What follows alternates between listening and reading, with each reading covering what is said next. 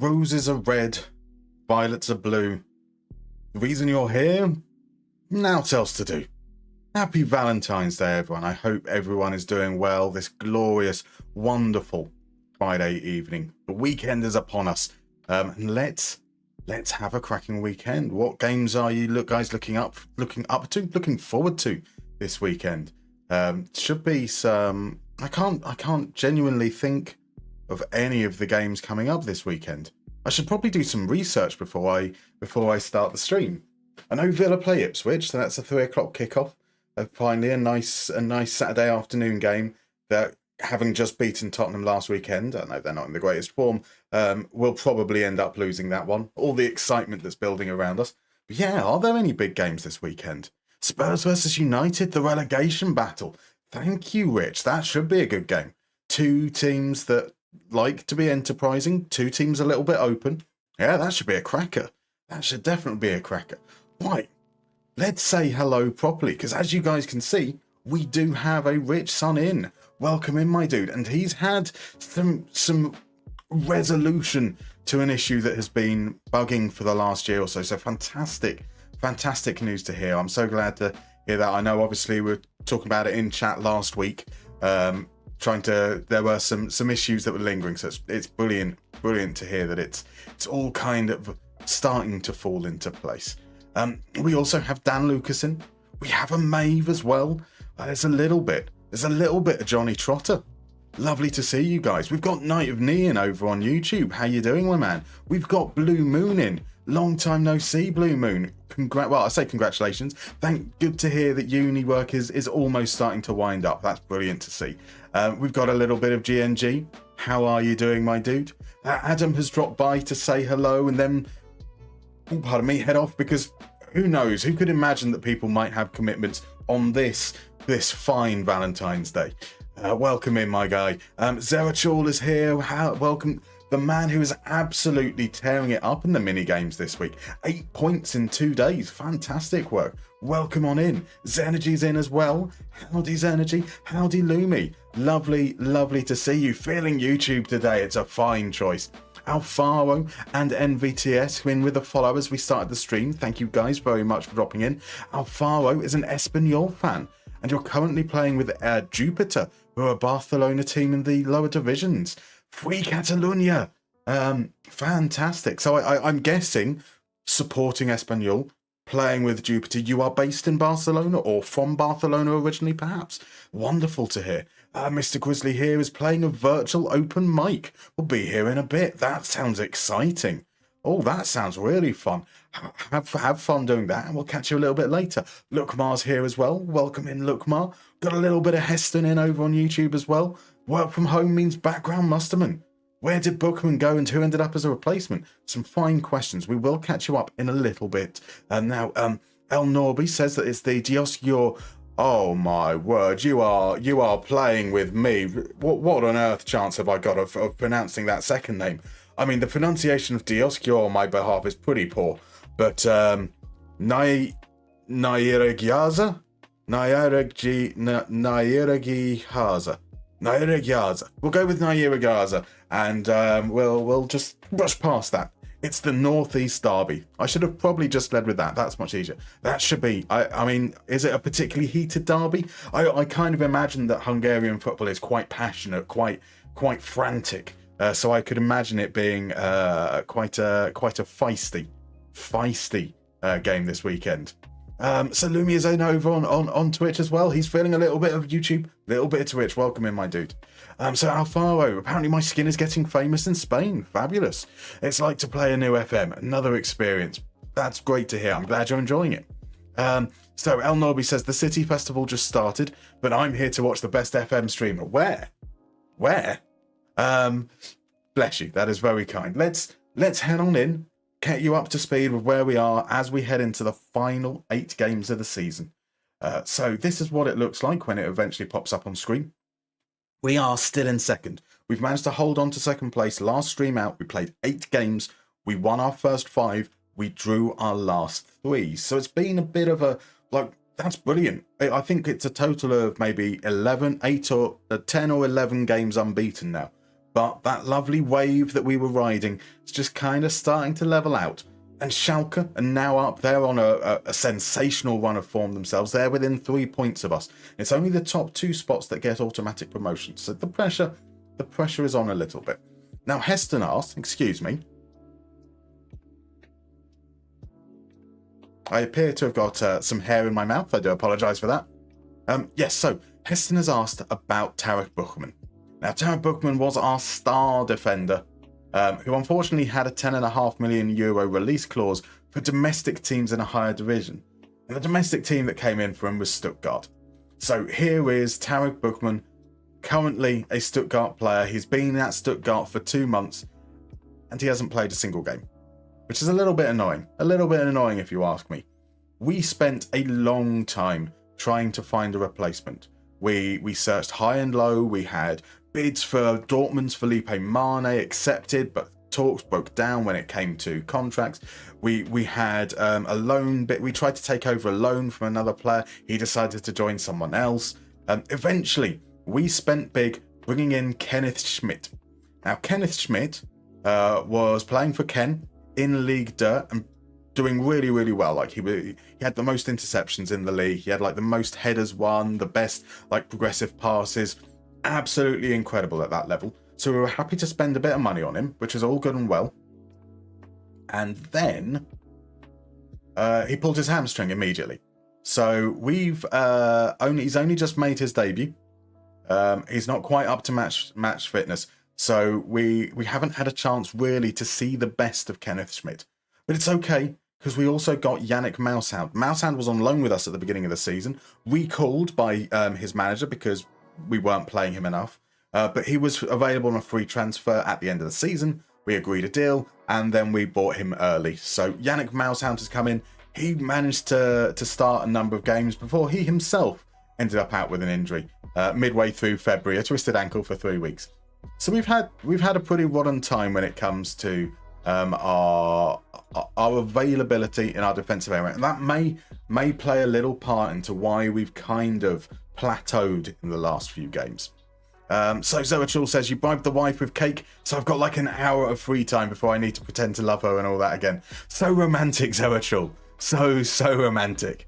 But yeah, it's a pretty good bribe, to be fair. Like, cake is a fantastic bribe. Al Norby says that it is indeed really insane. We really hate each other. And that's talking about the Northeast Derby. I'm not going to try and butcher those names again. So Heston says he likes the signings, the hammy figures. There we go. It just happens, doesn't it? How's that young right back been? So we had a little redeem on the nickname of player. So Tommy Zebic has come in. He's played only a brief period of time. He's behind Anton Guy in the pecking order. He's now been renamed to Bend Over, and he's come on and he's been perfectly fine. But Guy is our starter. When Guy wasn't available, we were playing Nürnberger out there. He is left-footed, but he can play a number of roles. Guess what? He's injured too. He's out with a hip injury now. So that does mean there is probably a good chance that we will see more of Bend over the coming weeks. We've also got another one of our youngsters, Christopher Scholter, who's been renamed to Phil McCracken. He's played like something like 20 minutes all season, but he's there on the bench just in case we need him.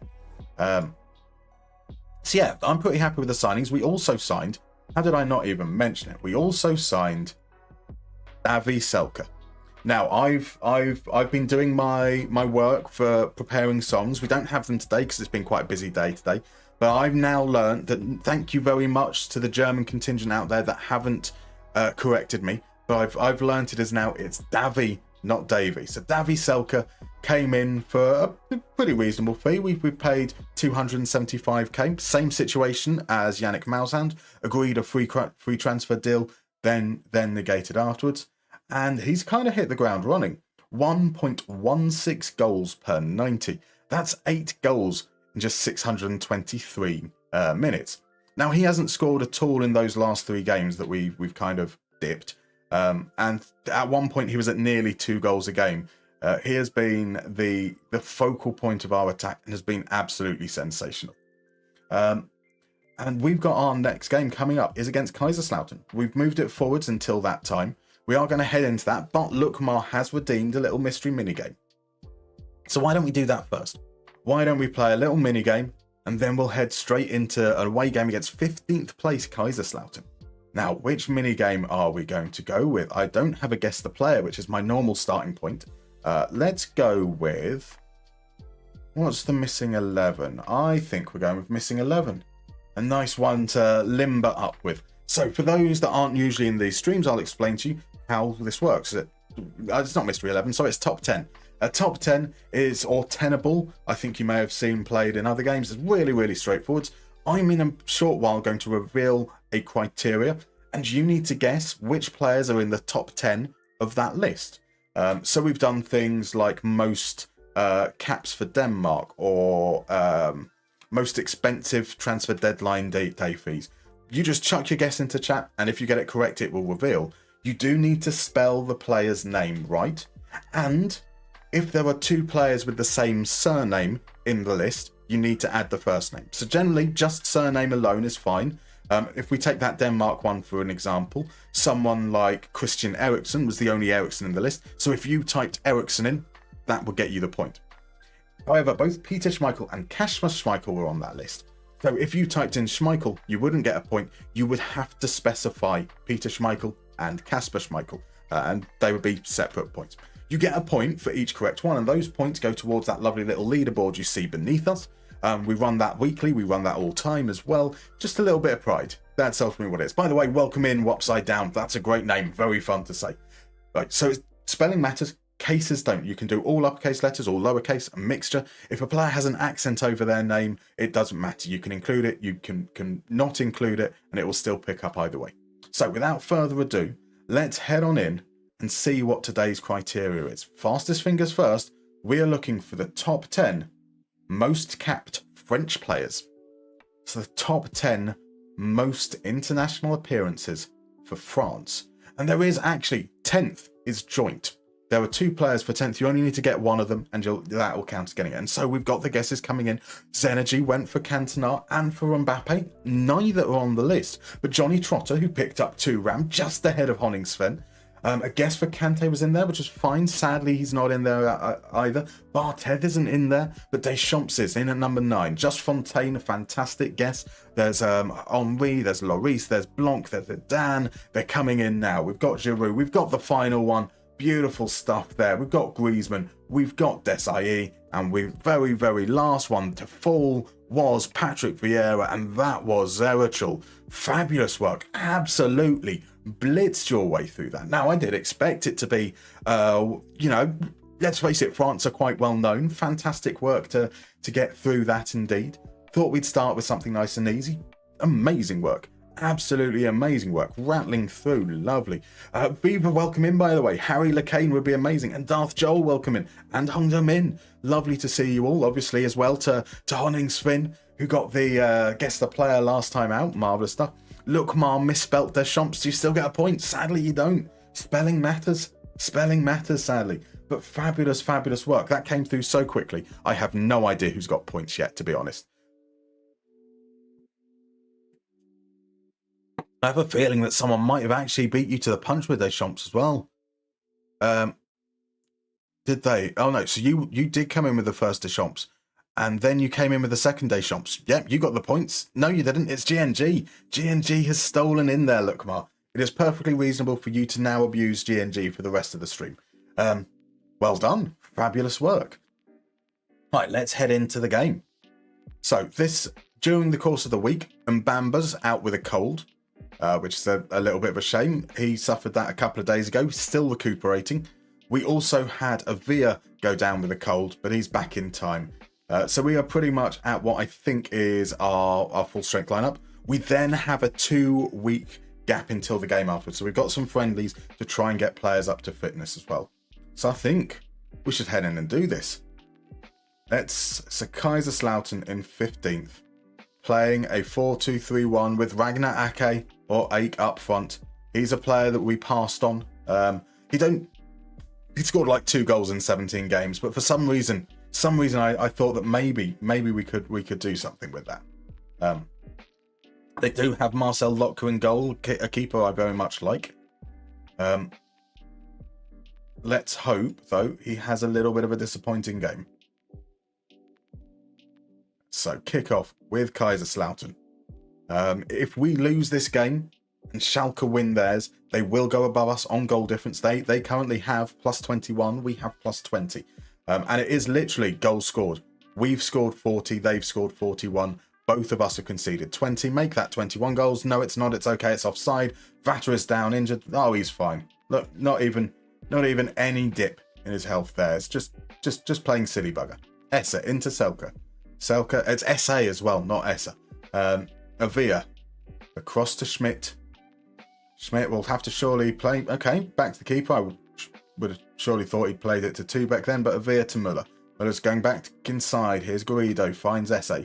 SA loses out. Tubeck.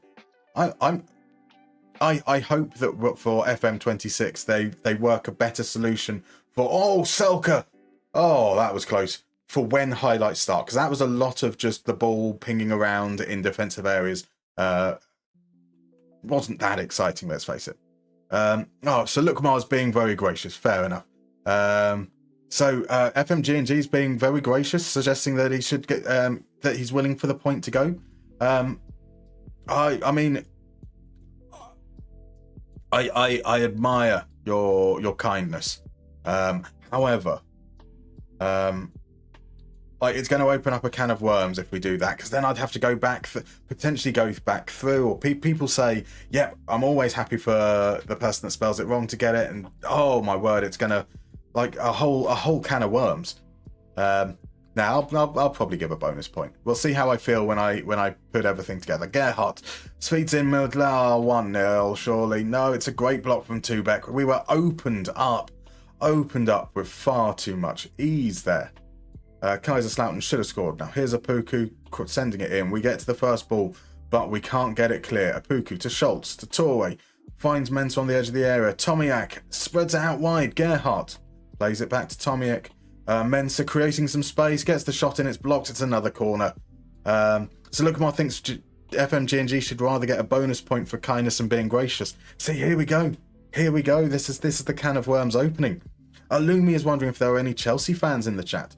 Well, I'm guessing, so Ladislav Almasi fan doesn't appear to be in. That's probably because he left Valentine's present until the last moment, as has been murdered today.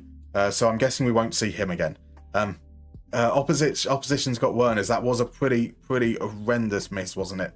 Very, very Timo Werner-like. Right, Guy into Tubeck. Schmitz plays it across to Muller. Inside nice and early. Nope, he's going to try and go outside. Muller sends the cross in. That should be an easy. Oh, Lotka, what was that? Stand, scoring like no tomorrow. Dumb, stand, the goals are here. Well, we have been on the rotten end of some defensive mistakes. It looks like it's turning in our favour. That is a horrible error from Marcel Lotka, and Vatter picks up his 5th goal of the season. Most FM-like goal ever, indeed. So FMG&G says, well, can we all agree that Crudmo should lose points? Absolutely.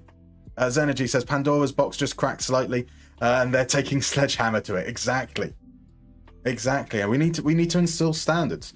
Talking of standards, that was quite bad football. Lot of the ball, not much creativity there, so that generally results in us either increasing tempo or being more expressive. We'll be more expressive. So yeah, we've got a lot of the ball. It's just getting that final pass off, which has ultimately held us back. So hopefully we can push forward a little bit in the second half, maybe increase the mentality a little bit. Ali is in over on YouTube. Do you change your formation every match when analysing Data Hub to look to counter the opposition? If my tactical approach, Ali, is around being reactive, yes, I do. There's a whole video over on YouTube. The Sampdoria series is the exact approach. But when I'm doing a save where we're being proactive, as Avia's shot hits the wall, goes out for a corner, generally speaking, I'm trying to impress my will on the opposition. I want them to have to react to me. So it's very much about setting our stall out. Sometimes we might make little tweaks here and there, but yeah, generally speaking, when we're trying to be the team on the front foot, that's less of a consideration. Right, Tubeck finds Guy to Guido on the edge of the area, feeds Vatter can't find a cross. Guy can, Headed away, back to Tubeck. Finds Schmidt. That's not the highlight yet. There hasn't been a highlight yet. That's not good. Here's a Puku. He's robbed it. Chance for Kaiserslautern to come away. Tiggers is in behind. Tiggers off the underside of the bar. Oh, we are living a charmed life. A charmed life indeed. So it's another game that Selke hasn't really been great. On comes Sims. We're going to play him as a target forward more than a poacher. Guido apparently isn't having a great game, but we don't have much in the way of options for improving situation there. We are going to bring Mousehound on, though. He's going to come on for Froeder. That's going to be the change we make, in fact. We're going to make him a defensive midfielder and have the roaming midfield playmaker on this side, in around the false 9. We did say we might need to push the mentality up, try and get a little bit more going in our attacking sense. So let's see if that does anything.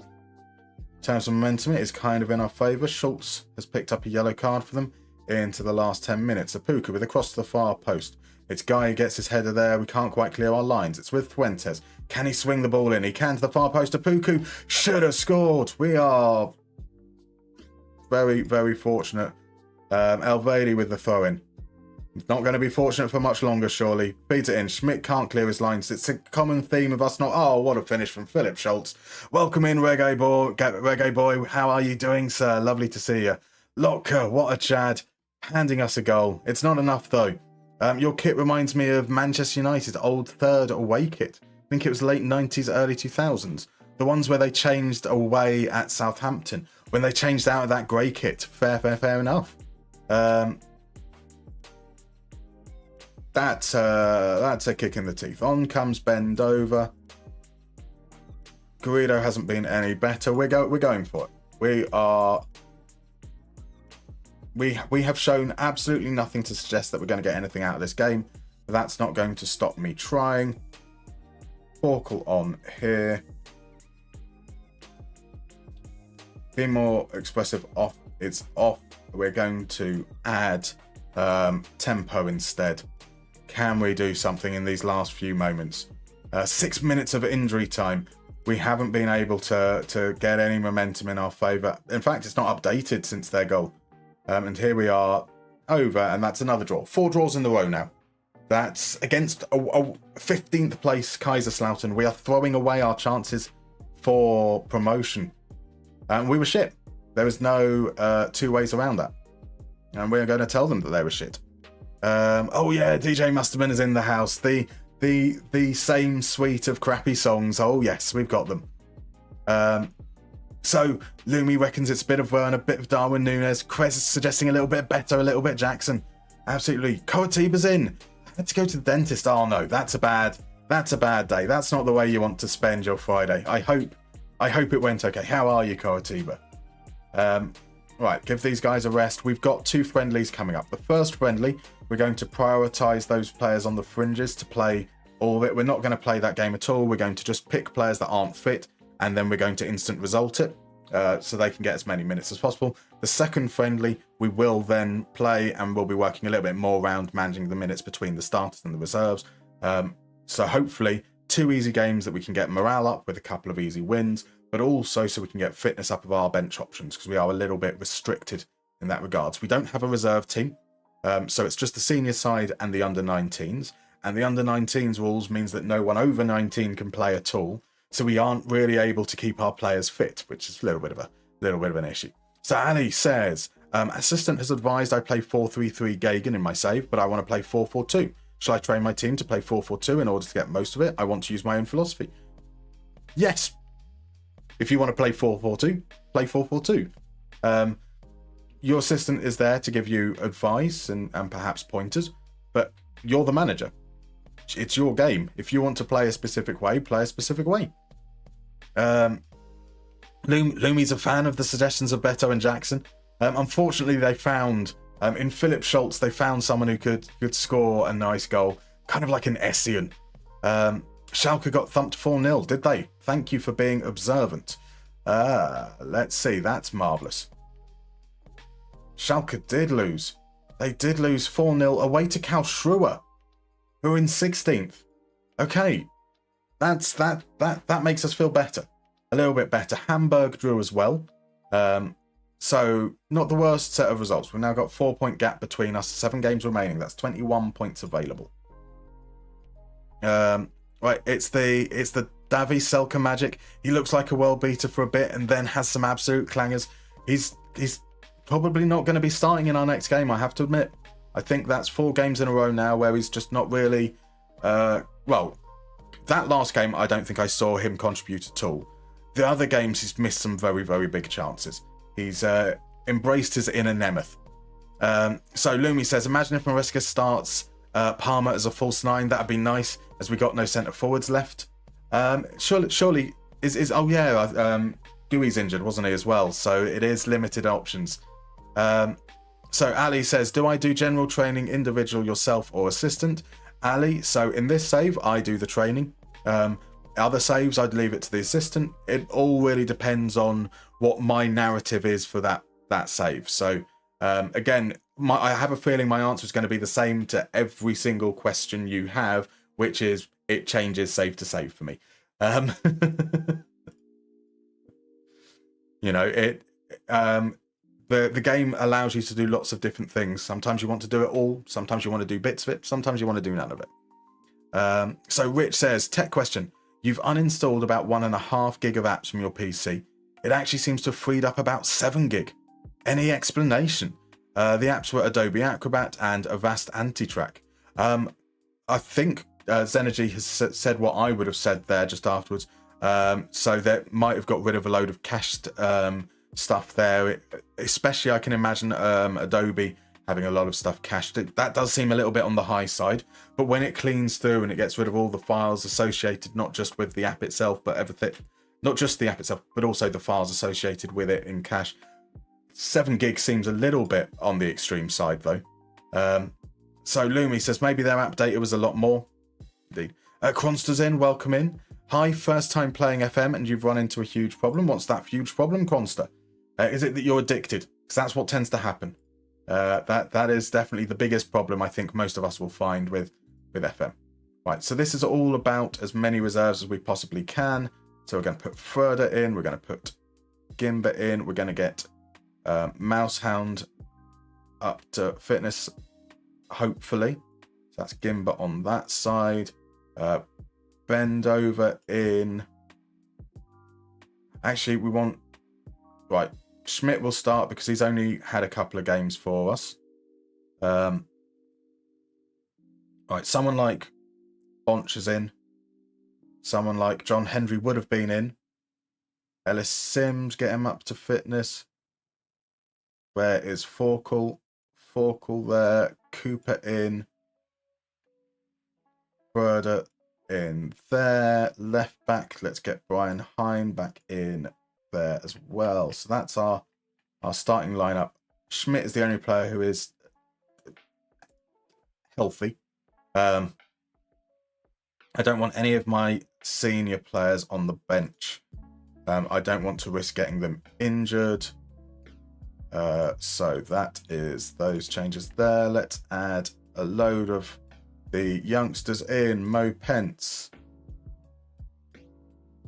Alka, Moritz Hoffman, Uda, Gorbanov. I mean, I don't know why I'm pretending that it matters what I pick here. Let's just chuck them all on the bench.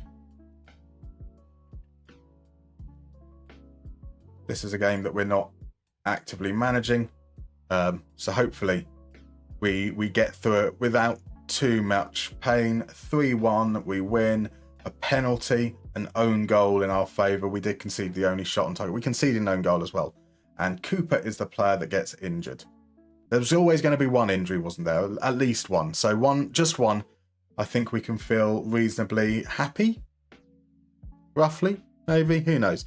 So Zeratul says, the solution is to quit your day job. That way you get more hours to play. That is a fabulous solution. That is a fabulous solution. So Rich says, that's what I was wondering. I have had the PC for over 7 years, been through a lot of documents because of my work. I think that's quite possibly it. Possibly. So Constance says, your goalie got injured and I've used all of my subs in a match. I don't know how to run a play with 10 players. So you'll just need to move someone into the goalkeeper position That will allow you to continue. You're probably going to lose from here. You might have a chance by setting up and not being too risky, having plenty of players behind the ball. But when that happens and you've used all your subs, unfortunately, it's just one of those cruel moments that occurs. So Rich says, do you think uninstalling then reinstalling Microsoft Office might have a similar effect? Quite possibly. So Johnny did say there was probably a combination of the size of the app and then save data or cache files. Yep, so he went for the same thing as well. So doesn't think that Microsoft Office will be quite as effective as that because they're saved as individual files rather than cached. DM Basis is in. Welcome in, my dude. Gimba's injured now as well. Yay. Our friendly this time against VFR Mannheim. This will play our starters along with a handful of players that we're trying to get match fit. How you doing, DMB? Lovely to see you, my dude. Here for a good time, not a long time. I can imagine getting the whole of Valentine's that night off would be quite a stretch, I imagine. Bill Houdini's in as well. Welcome, dude. How am I? Am I ready for the weekend? I am good, Bill, and I am ready for the weekend. I mean, my plans largely centre around sleeping, which is my idea of the best weekend. So in my head, that's great. Right, so let's run with Lada again. Sauter is perfectly fine. Avia definitely needs to be in the lineup. What's the situation with... Where is Schmidt? Schmitty's there. He's now fully healthy. That's great to see. Mousehound can start. Noah and Bamba needs to start for sure. Guido doesn't, so Mbamba can play at the base of midfield. We're going to start on a positive mentality. Or are we not? We're going to start on bounce, and we're going to start at the highest tempo. What's the situation with Guy? Guy's full sharpness, so that means Dover can start. Same situation with Muller. Muller's at full health, so Hein can start. We are looking at our options at Carolero at the moment is Froeder. He definitely needs to start. I want to see... where's John Henry? Oh, again, John Henry's not available because he's... in fact, let's put Bonch there. Froeder here. Let's swap this round to the version on the left. Ellis Sims gets the start. Dustin Forkel on that side there. So our bench is going to be senior players. So that's going to be Tubeck, Guy. Kraken has been in and around. Schmidt, Muller, Garrido, Vaca, Essa, and Selke. Cool. So players like Froeder especially need to play the whole game. I think so we can get them up to fitness. Other players we can kind of sub around the 45-minute hour mark, hopefully. The result itself doesn't matter. What actually happens in the game really of little consequence. So DM Basis, did I just see that Tubeck is a Danish international? He is indeed. He's got like 5 caps, I think, now. Yeah, that's a good point. I don't know if we signed him, if he was a Danish international when we signed him. I mean, he's a hot prospect. He's 19 years old, but was playing regularly. It looked like from around 17 in the Danish Superliga. Yeah, he can't have been. I'm surely he would have been picked up by someone bigger than us if he was a Danish international when we signed him. We'll check that. Sleeping is a solid plan. It is, isn't it? Lumi asks, has anyone called you Mustardman? There have been many times where I've been called Mustardman in this very chat. Bonch, nice effort. Falls into the hands of the keeper though, off the post, unfortunately. So DM Basis is good. Dominoes has been ordered. The missus is currently gluing together her miniature for us to do some painting later. Hence my brief spell of being allowed in here. That sounds like a fabulous evening in plan. Pizza and miniatures, beautiful. So it's just a little D&D wizard. The orcs I won on eBay haven't been delivered yet. Oh, they did say yes. Was it yesterday they updated? So should be there by tomorrow. Fingers crossed. Sega's in. Welcome in, my dude. Lovely to see you as we hit the inside of the post yet again. How are you this evening? Got anything planned for the weekend? Look, Mar says it sounds so chill. I love that your wife and you share that hobby. It's awesome, isn't it? Zenergy says, if only I'd known you 6 months ago, I was giving away all your Chaos minis. Missed opportunity. Yep, so Dianbay's just started, painted his first last weekend. She'll be painting her first tonight or tomorrow, but I'm looking forward to it. That genuinely sounds like the perfect Valentine's Day night plan. Something chill, something that you can do and enjoy together, something that you're both relatively new to as well. So you're both learning at the same time, which is great fun. Right, 4 cool scores, that's fine. There we go. Look, Marv, at the same time, I giggled at the gluing together our miniatures with the misses later. I mean, it's a good innuendo. I'm not sure if many people have referred to it as gluing together our miniatures, but it'll go. Mr. Grizzly is on board with being calling me Musterman. He's Mustard. No way, that's cool. Talking about Zenergy's Chaos miniatures. I'm not fussed about the actual tabletop gaming itself, just want to paint everything. Isn't that like... Is the missus interested into the tabletop side? Because that's like the perfect combination as well. One that wants to do all the painting and one who wants to do all the tabletopping. They've been posted. I think Yodel should have delivered today by their own rules, but haven't. That doesn't bode well now, does it? That doesn't bode well. At least it's Yodel. They're not the best, but they're not every. So that's something. Zenji says, yeah, mine would have been purple too. Had base coated 90% of them, but didn't enjoy the painting myself, so they were just black. Zenergy, that is exactly the situation I'm in with my Tyranids. I don't have the steadiest of hands, as you can see. So painting is something that is a little bit beyond me. So I claim that it's a xenomorph type theme, but really it's I can't paint, so I won't paint. It's exactly what D&B's looking for as well. You don't enjoy the building, just want to paint. Perfect. D plays D&D, so I think the idea is that I'll be painting NPCs for her. That is the perfect combination. Look, Mars says your missus sounds cool. Is she single? Well, it depends how joint painting goes tonight, really, doesn't it? If they end up getting underneath one another's skin, maybe. Sims, 2-0. Wahey. Offside, 1-0. It's a little worrying that we've only scored 1 goal.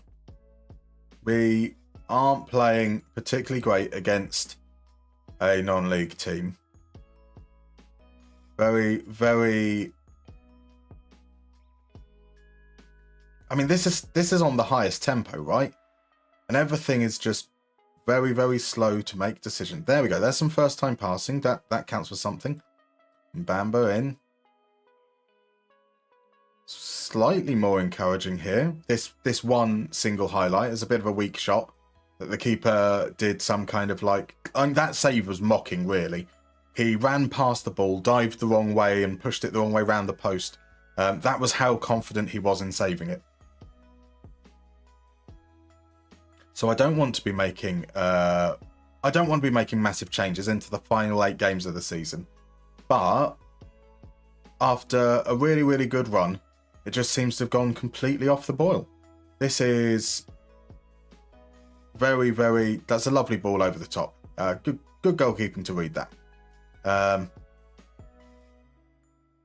Yeah, it is a little concerning. Granted, since I've been saying that it's been rubbish, we have created some chances and we're making the effort to play over the opposition, which is nice. Further out to Hein, that's got to be squared. That should be... There is a problem as well that we're not finishing our chances. There is Sims. Probably should have had a couple of goals by now. Tyreek George fan is in. Welcome in, my dude. You survived. You survived. I assume then you managed to get the late Valentine's present. Is this pre-season or mid-season? It's very near the end season, Tyreek George fan. We have an international break. Pardon me, with 7 games remaining. So we wanted to get some players up to fitness and ideally get a big win under our belt against non-league opposition. The big win part of things isn't really coming to pass. Silver's in. Welcome in, my dude. Here for a short time. Let's make it a sweet time. Welcome in, I mean, it's very late. I would be surprised had you been in for a long time. It's lovely to see you here. Zenergy says as well. Exactly. I mean, that's what I'm saying. It's worrying. Here's the chance to make it 1-1 as well. So we are going to look at making some tweaks, but we don't want to make massive, big systemic changes going into the last 7 games of the season.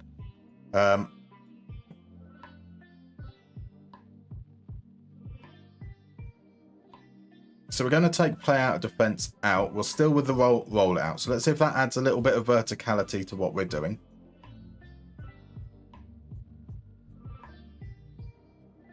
We're not at the highest tempo because I swapped over tactics before the game, didn't I?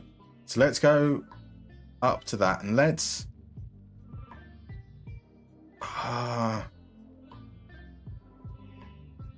Right, let's go with a defensive midfielder. He's going to be the more defensive-minded player. And we're not going to have a playmaker, a traditional playmaker, someone that attracts the ball. The false nine does playmakery type things, but he's not a target for the ball in the same way that, say, like a playmaker or trequartista would be. So we'll go without a roaming player. We'll have a box-to-box midfielder for that kind of verticality and moving between the lines. See if that helps us a little.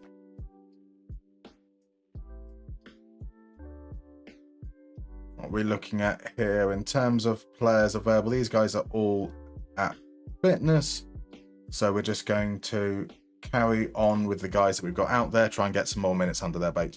There's a Crodmo in. Welcome in, my dude. How are you? How are you doing?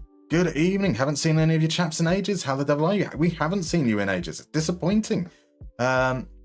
So let's have a look. What a welcome that is. I mean, that's what you get for being absent. The love has gone. The love has gone.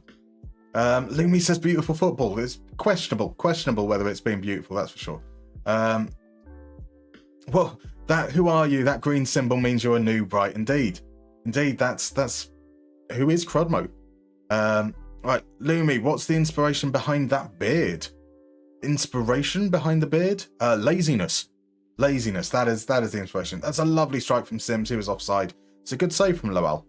So Tyreek George hasn't seen her yet. Still don't have a present. You have it sorted though. My word, flying close to the sun. Very close to the sun. Ali has asked, after winning back-to-back league titles with Ajax, I joined Bayern and it's not going well. You're 6th into January. That's good. That's a little bit of adversity. Never helped hurt anyone, Ali. Hopefully, though, that's going to really form the narrative. You start off with the struggle and then you turn it round and you get those success days back like you had at Ajax, and it'll make it all worthwhile. That's the hope anyway. So Forkel's in behind. He's showing everyone how to finish, and that is 2-0. That's certainly more encouraging at the beginning of the second half. So we will want to take note of those changes. Perhaps, obviously, we're only 10 minutes in, so we don't want to get carried away in a friendly against relative nobodies. So Crodmo went to Scotland for one day. Hasn't learnt Scottish in that time, which is very, very disappointing. Zenergy has said that it was peaceful without him. It was, wasn't it? Silver Ammo, you're watching a friendly in mid-season. Monstrous stuff. Silver, I will pay more attention, ironically, to friendlies than I will to actual games, because this is all about making sure that we manage our minutes and our fitness. So I want to make sure that we're keeping an eye on how players are doing, getting those minutes in the legs, that they're a little bit fresher come those final games of the season. And leaving that up to your staff is a recipe for disaster. They will never know how you rate players and where your priorities are, which is a bit of a shame. I'd love that to be some kind of saying. Right, Inton, Bamba, Forkel finds Hein. Hein's got plenty of space to send it in. Here's Forkel. Bonch has got to make that 3. He didn't. Cross more often as well. Let's make use of the fact that we have big boys. Right. I'm playing... Guys.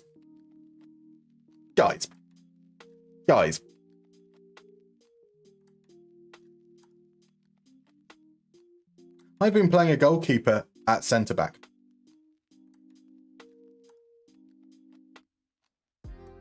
I'm an idiot. That's something for sure. I mean, thank God it's a friendly. All right, we can make some changes here. So let's get Schmidt in. Other defenders that are available. Let's get Phil McCracken some minutes. Schmidt is left-footed, so he can play out there. We will stick with the rest of these guys. No one's really up in terms of fitness, and Bamba possibly will be the next one to come off. So Mustermann's rude scheduling of his streams has clashed with band practice, the Merseyside derby, and various other things blocking my attendance at this event gathering. I think you will find that the Merseyside derby wasn't meant to be on Wednesday, and it's actually impinged on my routine. I would like to say, I was streaming on Wednesdays before the possibility of the Merseyside derby being on a Wednesday. So that very much falls on them and their disgraceful approach to scheduling.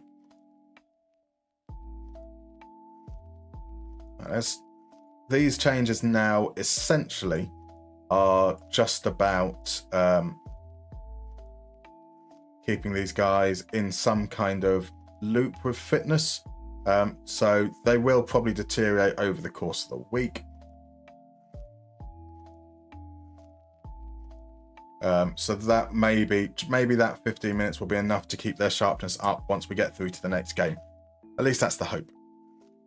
Yes, I did deduct 10 points for each stream you missed, unfortunately, Crodmo. DM Basis is being very nice there. You'll never be anything less than perfect. There are still some that love you from the looks of things, Crodmo. So Ali says, you're with your guidance from your videos, definitely Champions League, here we come. That's the attitude, Ali. That is the attitude. Yes, we signed. So, yes, since you've been away, we've signed Davy Selke. We've signed 2 centre-backs that have got injured since we signed them. And we're still in exactly the same place, I think, as when you left off. We're on second. We've got a 4-point gap between us and Schalke, who've now closed that gap. We're, was it 5 points off Hamburg? 4.6 points, something off Hamburg. We've drawn our last 4 games, which means we're on like an 11-game unbeaten streak, but the momentum and the mood around the camp isn't that optimistic. 0.5-star rating for him. Yeah, maybe there's a future for Nicholas Sauter as a centre-back. Who would have thought it? Watch Lada pick up a knock now. That's fine. I'd rather Lada picks up a knock and we end up with no one in goal in a friendly than we risk Sauter getting an injury outfield. Right, DM Basis is off. Have a wonderful evening, my dude. IC says, how can I make a strikerless tactic work? There are many ways to make a strikerless tactic work, IC. It depends on everything that you've got going on around it. You want to make sure that you have a way of getting into the box and scoring goals. So if you are focusing on through balls or crosses, you need players that are going to still be attacking that box, even if they're not starting as strikers. So you want to have plenty of runners. You want to have those players that can create in the support system around them. It isn't really, say, that much different to how you would think about setting up with a striker who plays a more supporting role. If you have a one striker system with, say, a deep lying forward in support, or a target forward in support, or a false 9, or something like that, you're looking at very much the same idea, that you've got someone who's dropping deep, whereas in a strikerless formation, you have that player starting deep and you probably want them attacking the space. So you end up playing with something like attacking midfielder on attack, or a shadow striker, or trequartista, something to that effect. Right. Better in the second half against a goalkeeper who should theoretically be bad. We massively underperformed our XG, like half our XG, which is a little bit concerning. It looks like the bad days are back once more. Right, tackle harder, hold position. You become a box-to-box midfielder. You cross more often. You cross more often.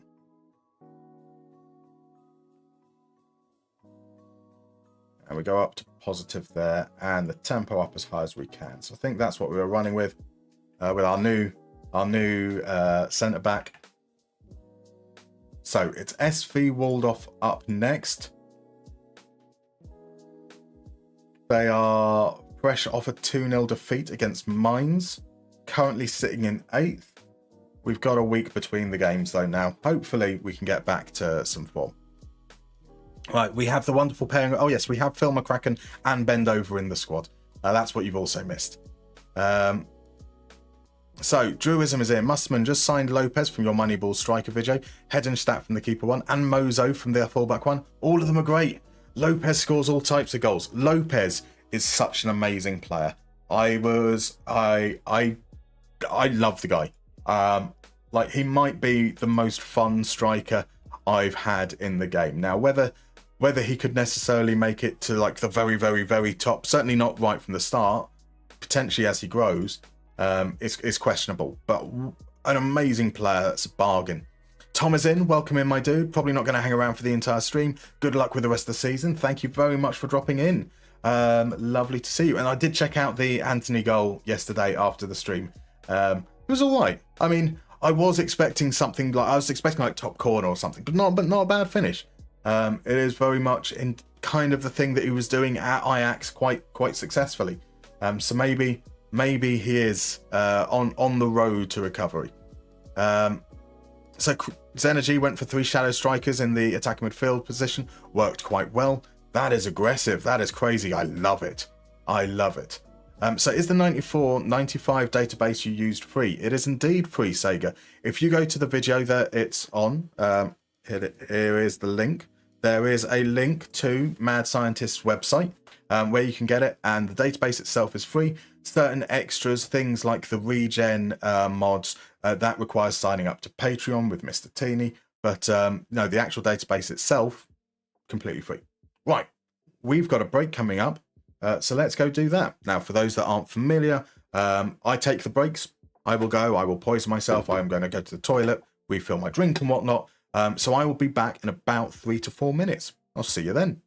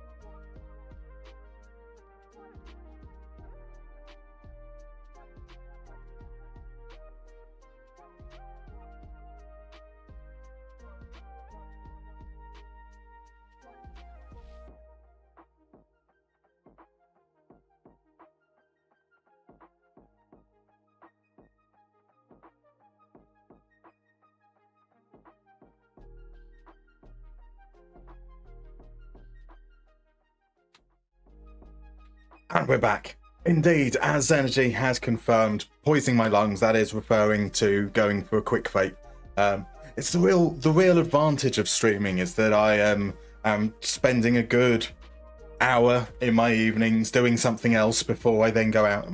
Much less frequent vaping on an evening when I'm streaming. So you're all helping my health, which is marvelous. Silver, thank you very much for answering Icy there with the link to the Strikerless website. Guido Merry, who runs it, is a fantastic blogger. Really, really worth checking him out. He writes some fabulous stuff. Not always Strikerless as well. If you follow him over on X, he's currently got a formation with 3 actual strikers, which is very, very off-brand for him, but fabulous stuff. Right, so let's head on in. We've got, we're going with the version on the left-hand side, so that's going to push Essa up front. That I think is going to be our full-strength team, or as close to it. That means Garrido has been given a more attacking role. We'll see how he works with that. The plan would be, actually, John Hendry on the bench, possibly.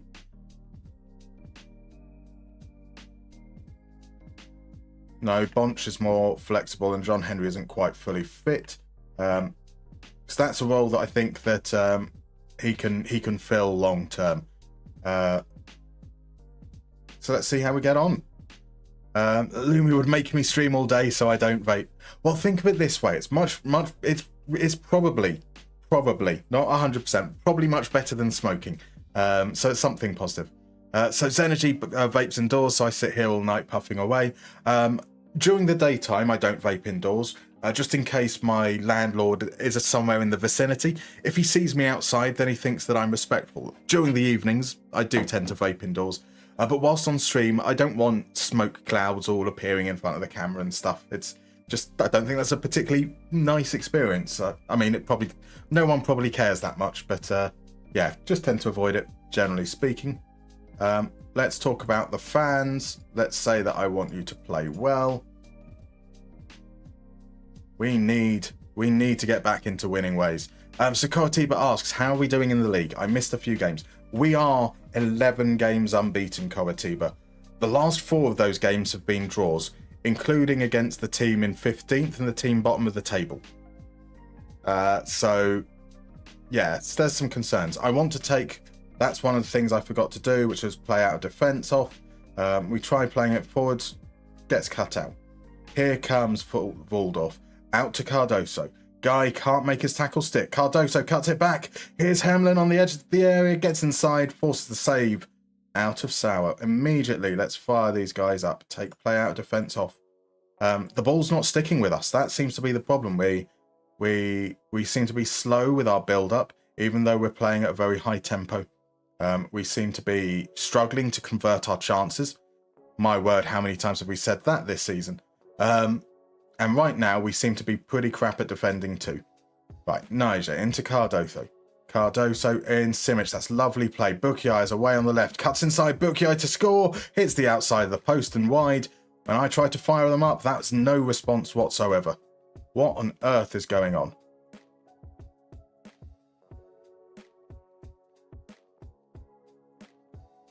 Let's close down these players and actually, make an attempt to fucking tackle. Right, I throw in here. Essay. Drops deep, finds Mbamba. Feeds it into Garrido. Garrido feeds Sims. His touch is poor, but he's offside. It's okay. So, Rich says, are you saying that you indulge in the consumption of intoxicating liquors? I would have never have imagined it. That's just the way it is. It's the... You can't live without vice. You need to have at least one vice. And it's that and DILFs. So just the 2 vices, in fact. Here's Essay in behind. Essay from the angle, shot blocked, out for a corner. Johnny, only 1 game played, a draw. Other games were friendlies because of the international break. Yep, that's a fair point to mention. Constra asks, what vape do I use? I use a Zelos 3, and I'm currently... I can never remember what weird and wonderful flavour this is. The writing is far too small. But it's got some very, very funky ingredients. Things like Loganberry and maybe like lychee. Some weird stuff. Right, it's Dilf night again. It is every Friday is Dilf night. Remember that, Quadmo. It is always Dilf night. Sega's just decided to take over PSG with a 94-95 mod. Special time in our history and a time in which my father was an ultra before getting involved with the Qatari ownership and international superstars. I didn't realise that your father got involved with the Qatari ownership and international superstars, but they were a very, very fun team back in the 90s. Quadmo, a massive fan of them, in fact, because of Rai in particular. But yes, before the Qatari ownership, PSG were a fun team. Some great players around that area. You know, the time of your Bernard Lamas, George Weah, more recently as well when you had players like Ronaldinho. Some amazing players have been through PSG in the years. Right, Guy, back to Tubek, to Fröder, to Mbamba. Run down the wing, run forwards. That's what you do. You run. Right, we lose possession probably because we stayed still and didn't move. Reichmann out wide to the left. We've asked them to close down and tackle harder on the players on the left. So we play no effort into closing down Cardoso. His cross comes in. Simic gets the header. Let's berate this team. This is actually awful.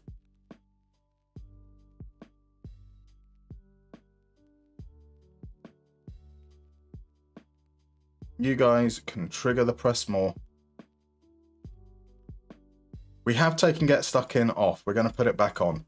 Because, yeah, the passivity is quite disappointing. And we can feel that promotion slipping away with every moment. We have been absolutely wank. We started okay. And it's just all been downhill from there.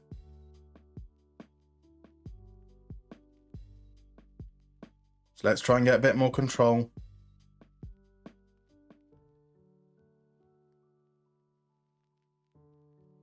You know what?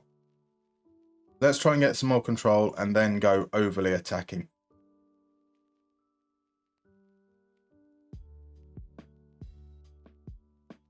So you're going to mark the wingers.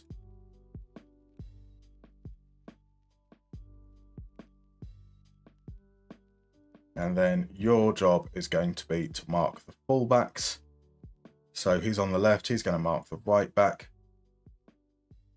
Guido up there. Sims is going to mark the left back. So that does mean we don't put much pressure on their centre backs. And let's see if that changes anything at all. Bill says you've got to do something. If you say you hate alcohol but do beer nachos, I'm in. If you say you hate beer nachos but suck toes for breakfast, I'm in. You got to do something. Exactly. And who doesn't like a little bit of toes for breakfast? Crudmo saw Weah and Jinner's last game for PSG. That's a marvellous moment of history. Rich says smoking is bad, alcohol is bad, drugs are bad. Mr. MK says so. It's got to be true then. But that doesn't mean they're not fun. The 7 C's of Rye, indeed.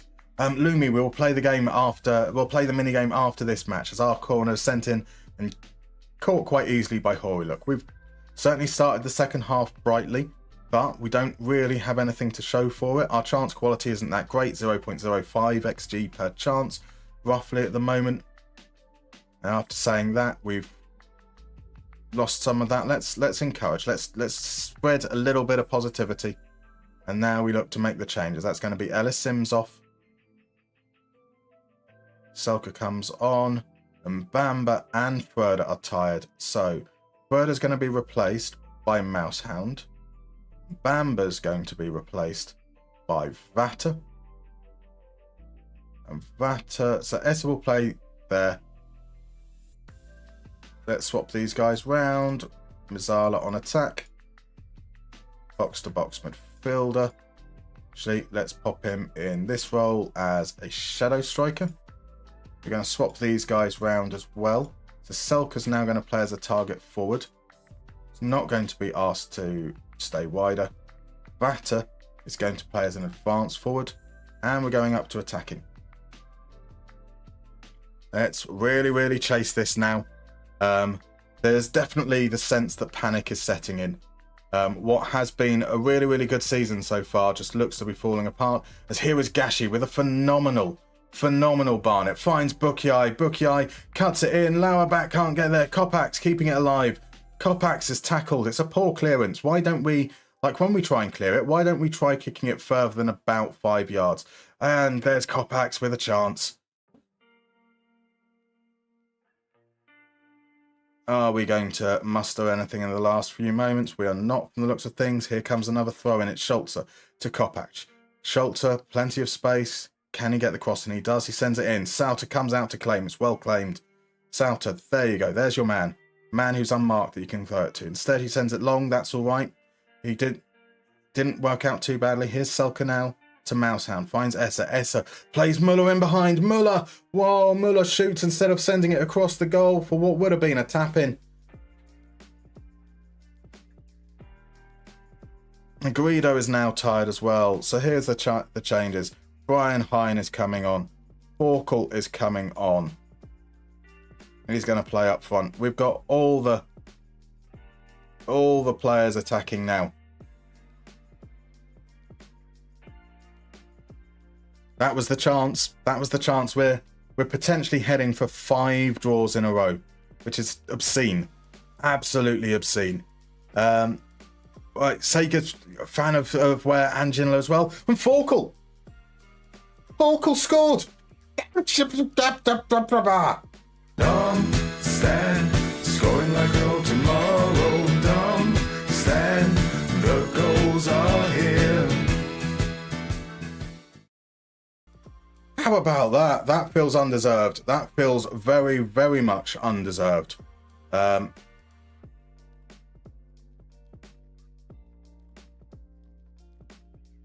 Yeah, everything comes off now. I don't even remember what formation we were meant to be playing. It's just everyone everywhere at the moment. Something like that. That's fine. Put him on support duty. Put them both on support duty here. Something like that will do. We'll put you on attack duty actually because you are a winger playing out of position. In the dying moments, very much undeserved. Yeah, this has got to be the full-time whistle from the looks of things. Surely that's the full-time whistle. Vata just run into the corner. Sends the crossing. Look, captures it. It's 2 minutes over now. He sends it long. That's what you expect. Avila wins the header. Mousehound gets there. What are you playing at, ref? What are you playing at, ref? Garrido set up the winner. Plays it out wide. They finish with 10 men due to injury. A stay-like robbery. Daylight robbery. Do I care? Dear God, no. Darmstadt addicted to the shindig. Darmstadt, you know we're gonna win big. Darmstadt, a life of innovation. Darmstadt scores to start the celebration. The team will love the goals we drop to be part of the wave. Darmstadt winning under Mika Aritalo. Well, we've brought an end to the run of 4 draws in a row. That win gives us a little bit of breathing room. Hamburg 1 away from St. Pauli. We stay 6 points behind them with 6 games remaining. It's all down to what happens with Schalke. We could do with them dropping points. Tubeck is going to be suspended for the next game. That's against Hertha. Right, okay, so Garrido. We're looking at something like that potentially for the next game. That would be Bonch in potentially. Where is Gimba? We could be playing with a 3 left-footed back line. John Hendry would be on the bench. Maybe that's what we need to do, is we need to make this guy a target forward on attack. Sending the ball long to Selke essentially created the goal. It was his header back to Garrido that created the chance. So maybe that's what we need. Maybe that is what we need. So a win is a win, says Coritiba. Absolutely. I mean, it doesn't matter how they come, as long as we can hold on, then we're all right. Do we have any players in the best 50 wonder kids in football? No, we don't. Good to see Dave Azzopardi coming through at Liverpool there. Are there any players that we should be aware of? How about Alan Jimenez at Juarez? We don't know how much he's worth. He is outside of our scouting range, so I'm not going to... It feels unrealistic to suddenly go, actually, we're going to send you to Mexico just because we've read this article. But he's not doing too bad from a player that appears to be a winger. 10 goals so far in 29 games. Age just 19 years old. We've got a Galatasaray youngster, striker who scored 14 goals in 38 games for Galatasaray. Got some more goals than that because he's in cup games. Already valued at 24 million. Athletic Club Antwerp. Antwerp players already valued at 19 million. A nice combination of ginger hair and black beard. Are there any players that might be cheap? Essentially is what we're looking for. Could Matthias Yule be the answer? He's 17 million already. Another striker. How about Domenico Kristulovic? No value on him yet. He's scored 11 goals. A right winger, 6'2", wins his headers, gets assists. He feels like he's in the right kind of realm for us. Do we have any information? He might have some good first touch. Let's find out a little bit more about Kristulovic. Kovalenko at Malaga is going to be quite expensive, I expect already. He's at 20 million. Casapia. Don't have a value on him there. He's on loan from Porto. He'll definitely be expensive.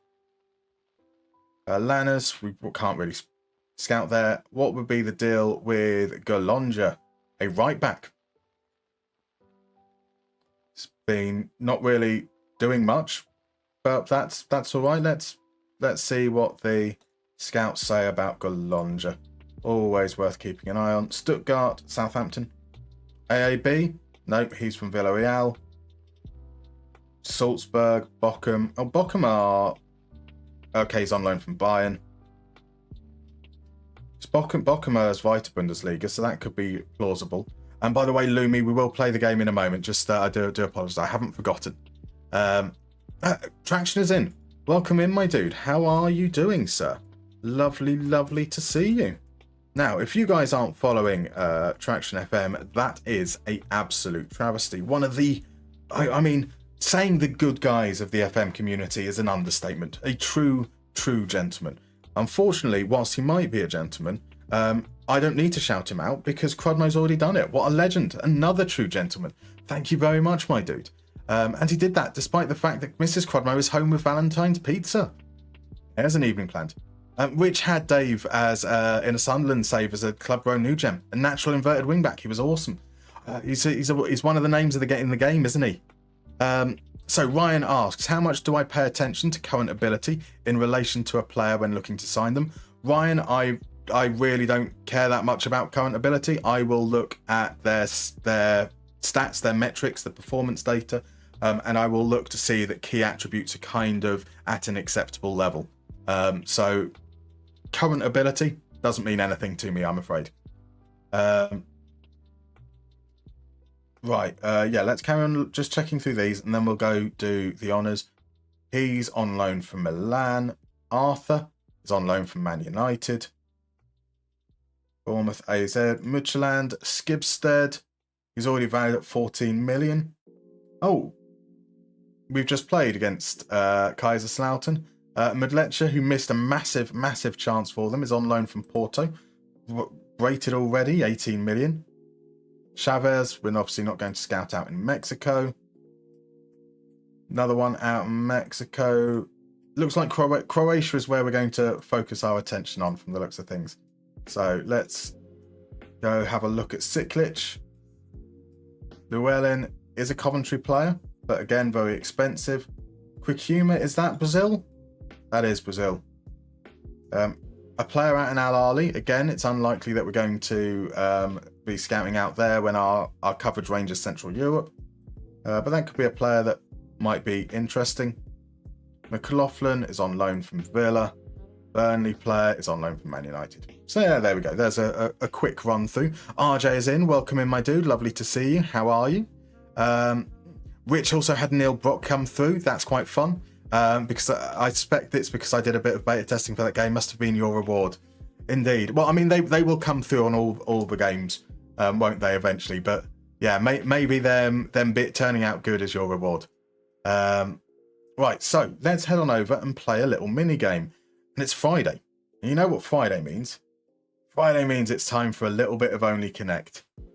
So for those guys that are in that haven't seen this before, let me explain how Only Connect works. You're going to see 4 pictures of players, one after the other. Your job is to work out what connection they all share. Now that connection might be something straightforward. It might be they've all played for the same club or under the same manager or alongside the same teammate. It might be something a little bit more abstract. We've had players with trees in their surnames or like colours in their surnames. We've had players that have all been sent to prison or players who have gone on to play other professional sports. On a Friday, we tend to be a little bit more abstract, a little bit more obscure. So let's head on in. Let's head in and see what we've got going on there. That is our first player. Can we think of anything interesting about this player that he might share a common connection with 3 others? So Silver says, it's nice to see a subcontinental face here, Lumi. Last place I would have expected, but hey, that's the beauty of the World Wide Web. Exactly. Right. Did the shout out with sticky pizza fingers. Beautiful. I feel sorry for your keyboard. Traction's gone for pizza as well. Fabulous choices. Well, it's February 15th for Silver. So Valentine's is over. We still love you though. That's why Traction's a good guy of the community. RJ's too tired for Friday Only Connect. Fair enough. Coritiba's gone for they all play for Reggiana, a callback to earlier on in the week. So Coritiba's guessing maybe it's because they're bald. Crodmo points out that it's Sol Campbell. F that guy, says Mr. Grizzly P. We've got some Spurs beef happening up. And there's a reasonable guess. Could it be that these players have both played for Arsenal and Spurs? That's not what we're going for. So Crodmo says that all 4 of them ran for Mayor of London. Can you think of 3 other players that have ran for Mayor of London? That would be incredible, that. Played for Derby rivals, says Fizzy. Players who are bad managers, says Coritiba. Players that have been called Judas, says Mr. Grizzly P. All fabulous guesses. FMG&G says failed at attempts to get elected, going along the same line as Crodmo, indeed. Snakes who played for rival teams, we've got some of those as well. Crodmo is saying Sadiq Khan was obviously a famous footballer. It is none of those things. It's not that they have a planet or astral object in the name. Let's move on to the next clue. Now, I will tell you that someone has been close. But their answer was objectively wrong. But they were certainly close, that's for sure. So, did they all transfer to rival clubs? Got a link, maybe could they have played for Notts County? That's a fine guess as well. So, he was left back for Leyton Orient. Sadiq Khan, Leyton Orient left back. That's a bold claim. So Johnny Trotter correctly identifies that this is Andrei Shevchenko. What could potentially connect Sol Campbell, Andrei Shevchenko, and at least 2 other footballers? 2 at this very moment, mystery footballers. All we know so far is that someone has been very, very close. Zerachul has gone played for the oldest club in their country. Mr. Grizzly P has gone for player/politician. Coritiba's gone for they're all politically involved in the Football Federation. Captains for national teams, all managed by Sven-Goran Eriksson. Now I can tell you that this will probably feel I can feel that FMG&G is going to feel robbed here, but I am giving that to Mr. Grizzly P because they all are politically inclined. Now the problem is that Sol Campbell did fail in his bid for Mayor of London, as Crodmo pointed out. Shevchenko came second, and therefore also failed in his attempts to be involved properly, to get elected in politics. So that is two players that have failed. that Theodoros Zacharakis was a member of European Parliament. He was a successful politician. And I suppose you can't really say that George Weah was anything but successful. The man was bloody president of Liberia. So it was that they were all players that went on to try their hands at politics. There we go. Sol Campbell, Andrei Shevchenko, Theo Zacharakis, George Weah. That is some fabulous points going the way of Mr. Grizzly P. Worst buys of 06-07 could have been a reasonable guess for all of them as well. Kenny Body was right. It was George Weah upcoming. RJ, yep, he is too tired for this shit.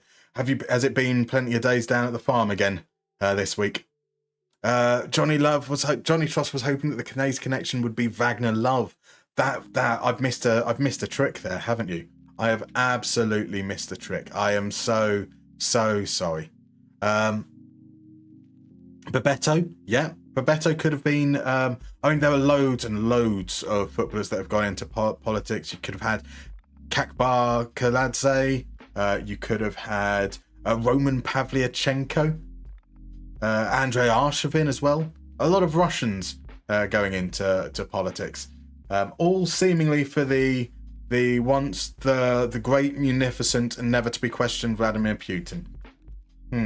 Less said, perhaps the better. Right, contracts expiring. We're not looking at redeeming any of them, so that's absolutely fine. So Lumi is surprised, didn't think people from here played this game. There you go. Who would have thought it? Who would have thought it? Two legends for AC Milan is in Shevchenko and Weah. Yeah, absolutely. Rich says could also get Kishinishvili on that list. President of Belarus now? Is he now? Crazy stuff. Yep. Koratiba points out that Bebeto is a state congressman. Yeah, so lots, and I can't remember all the players that were on the list.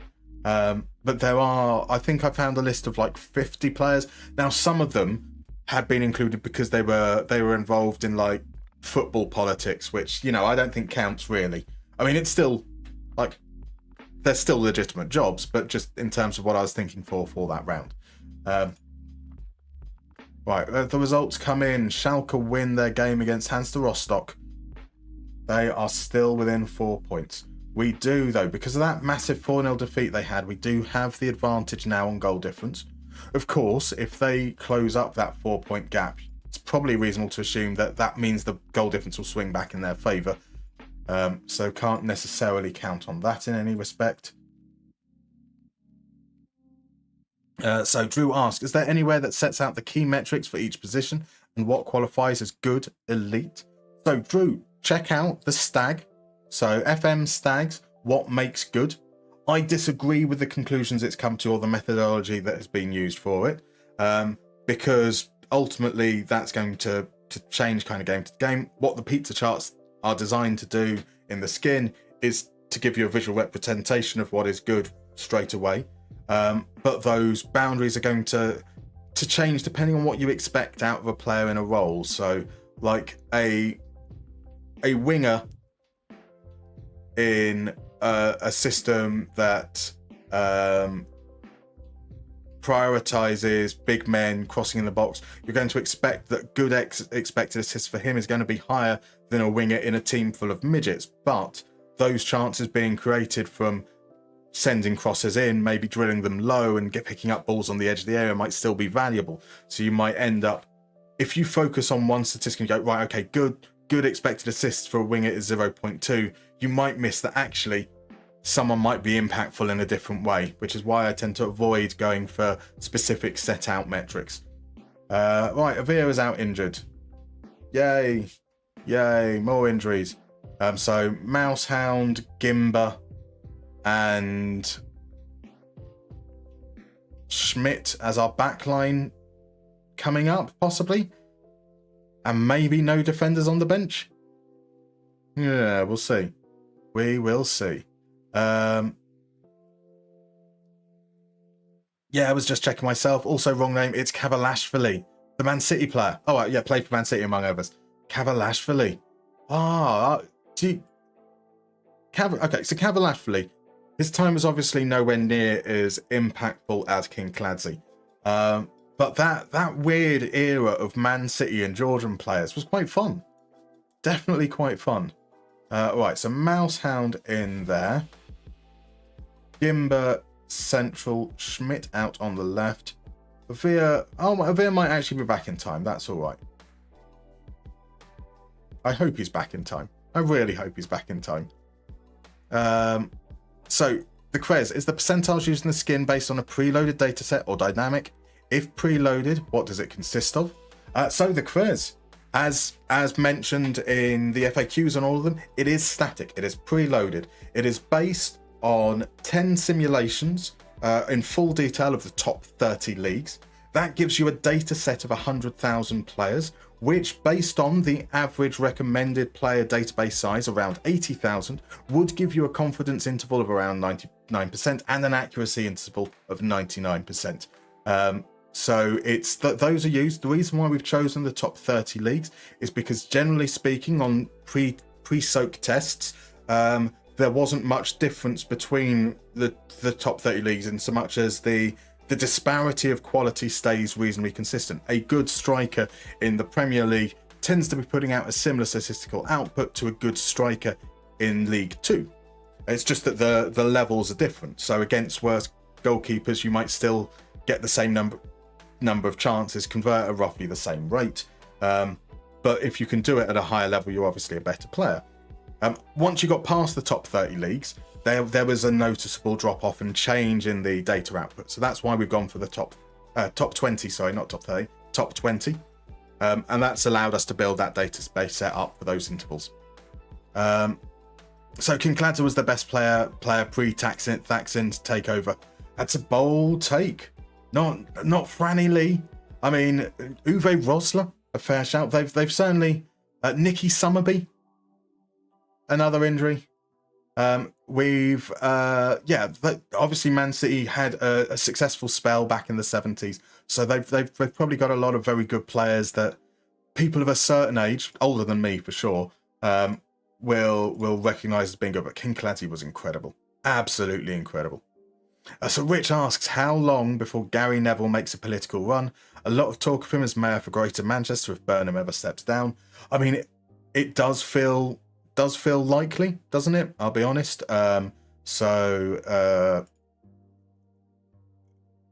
We've got an average player coming through. It feels like he's certainly spent the last 10 years spoiling towards that might be his run. Right, Rob Ashley, a right winger who is unambitious, is slow, can't dribble, can't cross, can't move, makes bad decisions, can't shoot. He's got good passing, good technique, good vision, good flair. That is a playmaker rather than a winger, I would guess.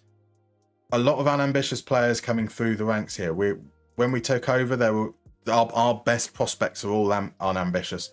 And there's another one coming through. Our head of youth development is...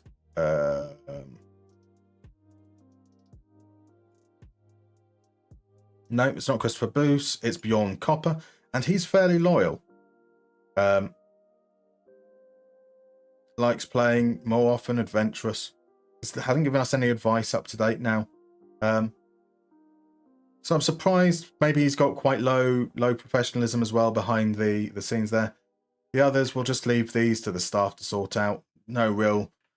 Nobody's exactly jumping out as going to be someone who's going to change the trajectory of our future. Looking at that, we've got a game in 2 days, so let's have a look. We've got players that we could potentially bring in. Vata is another one injured. Cooper comes back in. McCracken can play. So let's send McCracken down. He's not even an option there. There we go. He doesn't need game time. That's fine.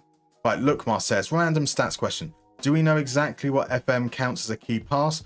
I noticed that there are many players that have high open play key pass numbers, but relatively low XA numbers. A key pass is just a pass before a shot. So open play key passes, you could pass it 1 yard to the right. A player could then take on the whole team and score, and that will count as a key pass. Now, if you've got players that are taking pot shots from distance, you're going to find that the XA that accumulates is going to be relatively low. If you've got midfielders that are sending crosses in, they tend to be lower quality chances as well. But yeah, so a key pass is just a pass before a shot, a completed pass before a shot. So Crudmo wants Burnham to be PM. I mean, can't be any worse than what we've had for the last 13 years for sure. As the quiz says, just a pass leading to a shot. Ordunner's in, welcome in, my dude. Managing Sunderland in the first season, need a striker as soon as possible in January. Any suggestions? Look for somebody who's getting in shooting positions, so high shots per 90. XG over performance, so they're taking their chances. Who that might be in your save right now, I don't know. Right, Silver's off for real. No worries. Thank you very much for dropping in, my dude. Lovely to see you. It's Mike Summerby. I do apologise. Thank you, Rich. It's not Nicky Summerby. It is Mike Summerby. That is a very, very fair point. Right, Director of Football can do the honours with that. So, Colin Bell, Paul Power. Colin Bell was a quality player. Very, very good player. Right, we're guaranteed top half. That's something positive. Bye, Mustard Man. Bye, time to go off. Thank you very much for dropping by, Lumi. Have a lovely weekend. Rich says, I did that save, got promoted first season, but if I remember correctly, struggled in the strike position. He went for Lyle Foster, who was decent but got homesick. Where is Lyle Foster? How can Lyle Foster get homesick? Hasn't he been in the UK for He hasn't. I thought that... Oh no, yeah, so... 2002, I thought Lyle Foster had been in the UK for far, far longer than that. I thought he might even have British second nationality. But I'm wrong. I'm very wrong. Right, Bonch to start. Hendry's a player who can come on. Avia is okay, so he's going to come in there. Schmidt to replace Gimber. Muller annoyed me, so in comes Hein. Bamba, Garrido, Bonch. Bamba, Garrido, Bonch. High tempo, positive mentality. We were too passive, so let's go all out on that kind of element.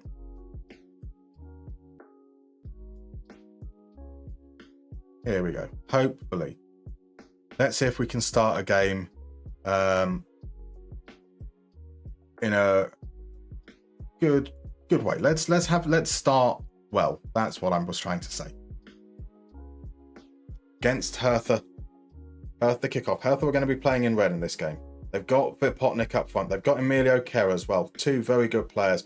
And that's a yellow card inside the opening 16 seconds. Start as we mean to go on, lads. Lyle Foster is still at Burnley in real life. Yeah. So key pass is a pretty useless metric on its own.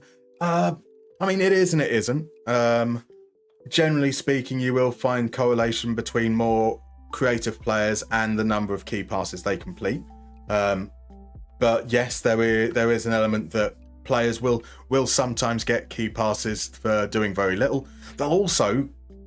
There's a load of situations where they will make an amazing pass and not end up with a key pass because the player doesn't shoot, as Selke misses from close. Jack Clark will get you goals in that division on the left. That's the recommendation. Right, Max is in. Welcome in, my dude. Lovely to see you. How are you this evening? Any plans for the weekend? Yellow cards. So we can either ease off tackles. We can either get stuck in and just not make an attempt to tackle whatsoever, or we can get stuck in and everyone is booked perpetually. Right, Garrido finds Bonch. Bonch plays Selke in. Selke! The flag stayed down.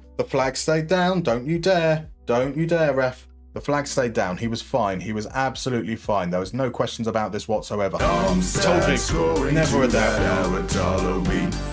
Darmstadt scoring to that Aratalo beat. Darmstadt scoring to that Awatalo beat. Darmstadt scoring to that Awatalo beat.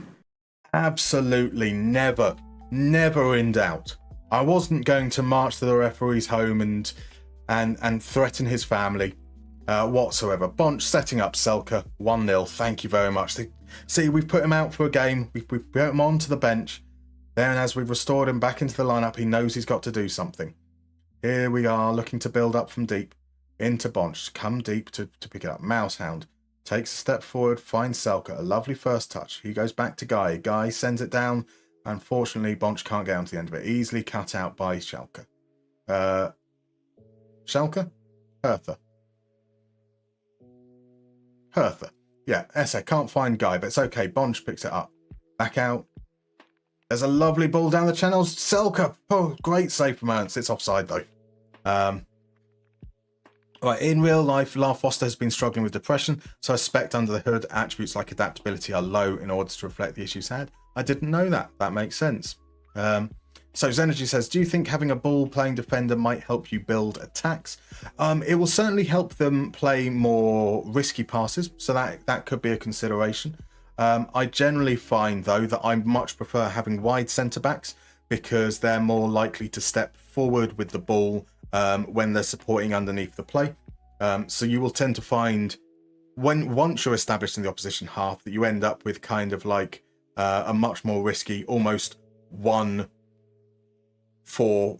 shape. Well, it's usually more of a 2-3 shape, but it tilts with the defender on the side moving up. Selke, oh, it's another great save from Ernst. So I prefer the wide centre-backs to the ball-playing defenders. If I've got a back three, I don't want all three defenders taking risks. Ultimately, they are there to recycle the ball. So that then tends to be why I avoid ball-playing defenders. Right, loads of my tactics have run and pass into space as default settings. Obviously depends on your squad, though, indeed. Crudmo can help by dribbling or hitting a more penetrative pass, exactly. So Selke can wait. He knows it's a goal when the ball passes by. So Selke can wait. That definitely works nicely. I do have, so today was quite busy. I wasn't able to get anything finished. There we go. The team will love the goals we drop to be part of the wave. Darmstadt winning under Mika Aritalo. Heinz cross. Selke peels off. There's the volley. That's better. That is better. So we have been working on the songs. There is a Selke song to the tune of Helter Skelter by the Beatles. We've got a song for Sims to the outro part of Dream On by Aerosmith. We've got one for Rocco Vata to Nothing Else Matters. And we will be having a new Darmstadt celebration song, something to fill the place of the Numa Numa song. I did spend some time last night, Lipper straight through the defence, fires over, watching the video to Rhythm is a Dancer to try and work out the choreography for all the moves. So there will be a dance along. I'm going to expect you to dance along at home, even though there'll be no way of proving it. Dade on chance. So looks like they are starting to turn the screw. They've been threatening a little bit. Elanga's in behind. He's offside. He's offside, which has got to be a relief because that was a shocking miss. A shocking miss indeed. So Max is good. Your alarm clock is ringing at 3:45 a.m. because you're heading to Kaiserslautern's away game. I'm not looking forward to Hanover winning that game. That is an early start, Max. That is crazy. That is crazy. So on Sky, if you watch Mission to Burnley, it covers this, by the way. It's one of the better fly on the wall shows. Oh, Buck FC. Bless you very much, sire. Thank you very much for the raid. Welcome on in, Raiders. Lovely to see. How was the stream? I was going to say this evening, but you're America-based. So this morning, are you West or are you East Coast? Is it like mid-afternoon now, or is it lunchtime? Lovely to see you in. Now, if you guys haven't caught any of Buck FC, you most definitely should. A relative newcomer on the scene, I believe. Lovely gentleman. Great to have you in. yes, love to hear how your stream goes. For those of you that don't know who I am, I'm MustermannFM. We are currently in Season 6. We started in Finland and spent 4 years in the Vikers Liga. We won the league the last 2 years and then got offered a job in the Zweite Bundesliga. That's the second division in Germany with SV Darmstadt, who were in the relegation zone. They were 16th when we took over. We saved them from relegation the first year. This is our first full season. And right now we are currently second in the league. We have got 6 games remaining. This is that 6th game. After this, we'll have 5 games remaining. Top 2 places get automatic promotion as Garida finds Essa. Selke laid it off for Essa. It's another good save from Ernst. Ernst is having a great game tonight. Absolutely great game. So yeah, we are hoping to get Selke. It's a hat trick. It's a hat trick. Stand, scoring like no tomorrow. Dumb, stand, the goals are here. Davy Selke. It's an overhead kick. Davy Selke with an overhead kick in a crowded box. TV. Behind goal.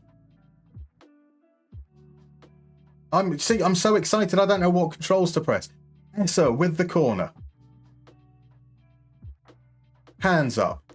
Outswinger with his left foot. Davy Selke kicks the head of 3 players. He kicks the head of 3 players to score that goal. That is violence. Violence manifest, and I am here for it. Now, can Hertha respond? DeWitt to Malatini. Lippert's out in acres of space. Lippert's touch was heavy. Has to play it inside to Dardai. He does get the cross in. And Bonch is back to clear. Danger isn't away, though. It's once again with Malatini. Across to DeWitt. DeWitt. No pressure on him. He's able to play the ball over the top. It's out all the way to Dardai again. Man in support is Scheider. Scheider plays across to Just Van to Elanga. Elanga's shot is blocked. Guy with a block. Guy with a clearance as well. Lippert. Selke. That's violence from Selke there again. Looked like a clear elbow to break him up. But that's all right. Gloss is inevitable. The insight into club strategy is good. Also in Season 2, a great scene where Company proper loses his rag on the training ground. Fair. Mr. Grizzly P's a fan of the idea of the Helter Skelter one. It is fun. And it fits really nicely with Selke. I do apologise there. The Numa was epic. Many he's, hoes and who's married a ham with it.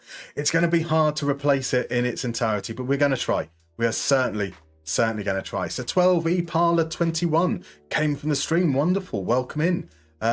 We also have Aldinger 03 in as Vipotnik pulls one back. We should probably make some changes. And thank you very much for the follow, Aldinger. Really appreciate it. Everyone's on a yellow card. And so that's going to be our changes. Bendover is coming on. Lucas Ferder is coming on. John Hendry is coming on. Davy Selke doesn't need to play any more minutes. So we can make that change there. Where are the ease off tackles? We can stop getting these players easing off tackles now. Now that we've done that. 4 subs all at once. That's definitely not going to come and bite us. Right, also, did you ever watch the original of this genre, Premier Passions? Still think it sets the standard and is better than most, if not all, of the modern shows. I've never even heard of that. It's 34-year-old Selke. Age is but a number. I mean, he's a spring chicken at 34, to be fair. Selke for Ballon d'Or. I'm loving it. Can you show the goal again? I was away from keyboard for a second. You most definitely can. We'll watch it at the end. We are definitely going to replay the fuck out of that. Davy Selke scoring an overhead kick is quite something. Avia gives the ball away. Now Elanga is in behind. Sets up Just Fan. Had they just scored a second in a couple of minutes, then things could have got very, very nervy. This could be, though.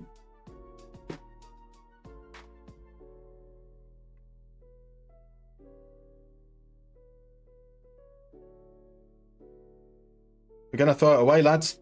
We're going to throw it away. Just Fan curls it into the bottom corner. Souter doesn't even move. Let's try and protect what we've got. We're 3-2 up at home. It's a corner. 2 minutes after they scored. It is an absolute horror show. As Kera's shot is blocked. What's suddenly changed? What on earth has just changed? It's gone from dominating to absolutely falling apart against a formation we should be good at. They made a change. They brought an Alidou on at the left wing. So maybe Bendover's come on and got booked immediately. We're going to ask these guys to be a little bit more defensive minded here, and we're going to look to counter. Let's send the ball forwards. Is bringing Sims on really the issue, perhaps? Granted that we made those changes after they scored the first goal. It's the second goal that Sims happened. I mean, from an XG point of view, we are still in ahead. 83 minutes. It's a corner. Just Fan to send it in.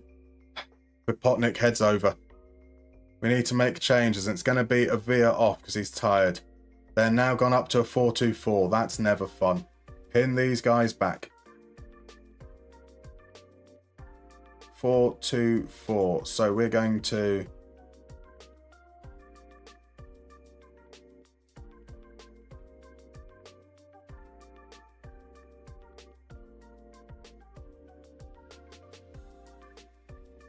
do something like this. Just hopefully they've got the dominance down the wings. They can attack in central areas, but we've now got 5 back against that back line. It's another free kick. Just Fan sends it over the wall. Sauter pushes it behind. It has been set pieces. Set pieces seem to be the issue, in fact. So that might be. Get stuck in, comes off. We'll just have to accept not attempting to tackle. We know what happens. It's another corner. Kera sends it in. Malatini's there to the second ball. Feeds Walder. Sauter pushes it over. Oh, come on. Come on. Hold on. There have been too many games of this. Walder's header. Saved by Sauter. Just absolutely turned the moment we went 3-0 up. It's been all Hertha, and they deserve something out of the game. Bend over into Mouseham. There are 3 seconds left. Referee, don't play any games. Good lad. Good lad. That was far too close. They didn't even have that much momentum. We shit the bed. We shit the proverbial bed as soon as we went 3-0 up. But we held on. Darmstadt scoring, Aratalo's glory. Nick has got us going Darmstadt scoring, Aratalo's glory. Watching all the players taking you to places that we never been before. Lady now. Darmstadt scoring to that Aratalo beat. Darmstadt scoring to that Aratalo beat. We held on. I am not happy. I don't care if that's going to upset players. Selke absolutely gets some nice words. But the rest of them almost threw that away. And so we stay 4 points ahead. We are within... Hamburg haven't played, so we are within 3 points, but Hamburg have a game in hand. Bonch is 1 appearance away from earning $3,000 a week. Davy Selke is now our top scorer for the season. And then our next game is away against Bochum. We should hopefully have some... We get Tubeck back, so we get a bit more strength in our defence. I think Nuremberg is out for the season, so I haven't got much hope there. Right, so there's the link for the... what's it called? Something Passion? Premier Passions. Marvellous. As Energy, Alidou should be a player to sing to the tune of Agadou. That would be a good shout. I'm not making songs for opposition players though. Right, so what's the positive feeling on Krstulovic? Might be in an affordable range. We will carry on scouting him. Galonia isn't in an affordable range. If he's already at 8 million, we can ignore that entirely. And then a centre-back called Siklic. Starting asking price of 6 million. That's not someone we're particularly worried about pursuing. I mean, yeah, maybe if we were an established team with mega bucks, it'd be something worth exploring, but we won't. So, Rich says, I know you may think I have a bias as a Sunderland fan, but I promise it's much more real than the manufactured stuff. Proper stuff in the dressing room. Really interesting final episode in the boardroom when we hear about the players we tried to sign. Sounds good. Definitely sounds good. Right, so Night of Knee asks, what are the remaining fixtures? The remaining fixtures look something a little like this. We've got 3 away games, 2 home games. Those away games are against Bochum, St. Pauli and Schalke. You know, Schalke, who are in 3rd, St. Pauli, who are in 4th. Massive away games. The home games against Ingolstadt and Elversberg. Ingolstadt are in 12th. Elversberg are in the relegation zone at the moment, 16th. And then Bochum are mid-table. So those games, okay, St. Pauli are down to 5th. But yeah, there are some big high-stake away games coming up. So I blame Crudmo for... What's El Norby blaming Crudmo for? I blame Crudmo for the Herth goals. I do as well. I 100% do. So Rich says some things in the documentary they wouldn't be allowed to do now, like showing potential signings x-rays and describing him as Robocop due to the amount of metal holding his legs together. Incredible. Right, we've got a break coming up. So I'm going to go to the toilet, I'm going to vape, I'm going to grab a new drink, and I will see you guys in about 4 minutes as we head into the last 5 games of the season.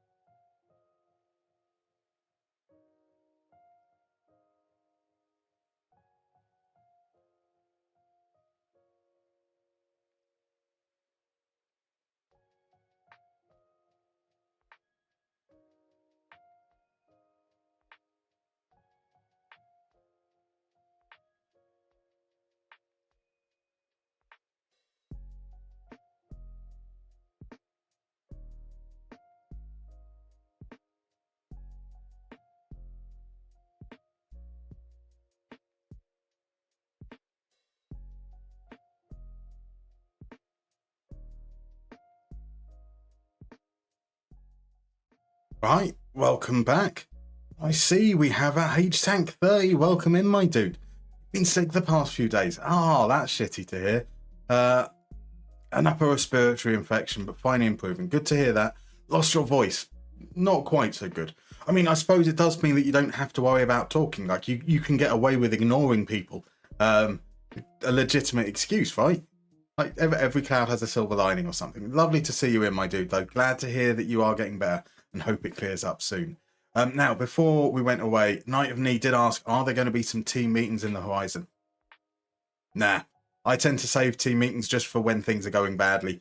I find that if we get a dropper, if we come down to that last game, potentially, and we need to win it because we've dropped behind Schalke, then maybe there'll be that will indicate a slight drop in form. Maybe we will do that to try and get some morale back.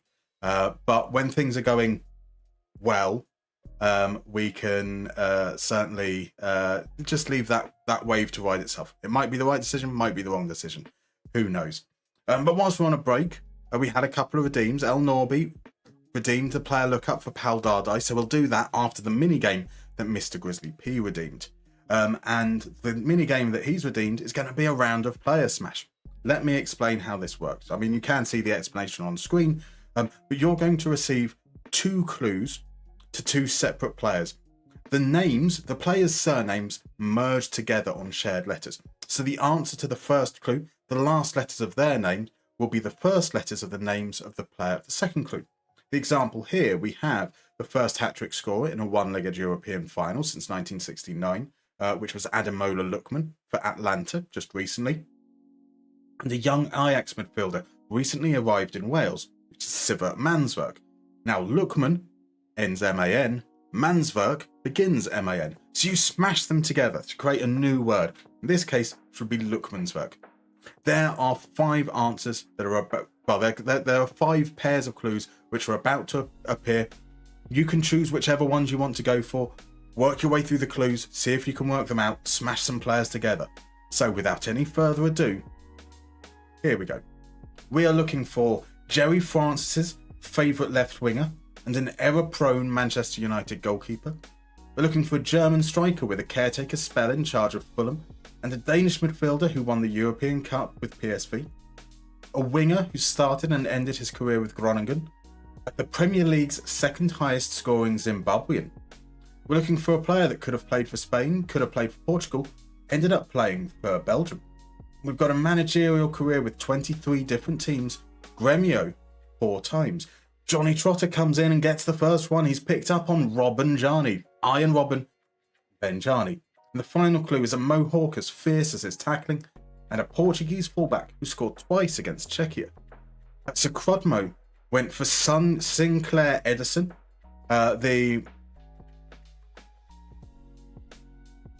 Sinclair Edison? Edison doesn't run on from Sinclair and doesn't play for Man United. Unless you're spelling Sinclair with an E at the end. So could it be Hamzik Sakau? Okay, I like what we're going for there. It's not Hamzik, but good thinking. Obviously going for the Mohawk there. My bad, says Crudmo.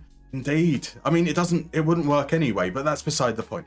We will, unless it's a new player called Laredison or Redison. I don't know. Mr. Grizzly P has worked out the Mohawk one. It was, of course, Arturo Vidal. And the fullback that scored twice against Czechia was Diego Dallo. And those together brings you Vidalo. Vidalo, Vidalo, we're gonna score one more. And so on. So Sinclair Onana.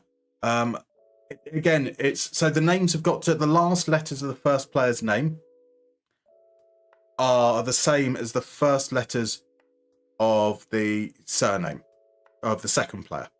So if, let's say, the error-prone Manchester United goalkeeper's name is Onana, then the first player's surname is going to end with either O or ON or ONA or ONAN, and so it's going to merge on those letters there. So I can't think of any Jerry Francis wingers. Okay, Michael Mika, just saying Michael Mika now. Renato Gaucho, it looks like we've got quite a difficult one here. So, what can I say with Jerry Francis' favourite left winger? He's a favourite left winger because Jerry Francis signed him for QPR and Tottenham. So, Diego Nabais over on YouTube has gone for Renato Gaucho. So, someone Renato Gaucho. We're not looking for Renato Gaucho, I'm afraid. So, it's a guess for perhaps Wilson Nana. So, we've got the connection. We've got it. Merging together, Mr. Grizzly P. It wasn't Wilson, it was Andy Sinton. Crodmo has got it there. It is Sintonana. And H-Tank has picked up the German manager and the Danish midfielder. It is, of course, Karl-Heinz Riedler and Soren Lerby, or Riedlerby. So we've finally got what we're looking at here. We are looking for, could have played for Spain, could have played for Portugal, played for Belgium. And then we've got managerial career with 23 different teams. Gremio 4 times. So we have some thoughts there. We've got some who got in there with it. There we go, Zerachul. It was, of course, Carrasco, Yannick Carrasco, and Big Phil Scolari. God damn, that one was hard. It was tricky. That was tricky. We definitely tested the brains out a little bit there, but some fantastic work there. I think I'm particularly impressed with Vidalo. Vidalo, fantastic work there from Mr. Grizzly P. H-Tank as well for getting with Lerby. So you thought Celso Roth managed Gremio times? That would have been reasonable. I was surprised that Big Phil's managed them 4 times. He's obviously managed Palmeiras like 3 times as well. A lot of managerial changes. He's held, I think when I counted it was 31 jobs as a manager. 23 different teams, but some of those teams multiple times. Zerachul got stuck on the last one for too long, but this was good stuff. 10 out of 10. El Norby say shit at this game, still got points with this game. It happens once he remembers what he's doing, he gets there. Andy Sinton was a particularly hard one to get. That does require some very specific memories of football. Scum floats. No comment, Crudmo.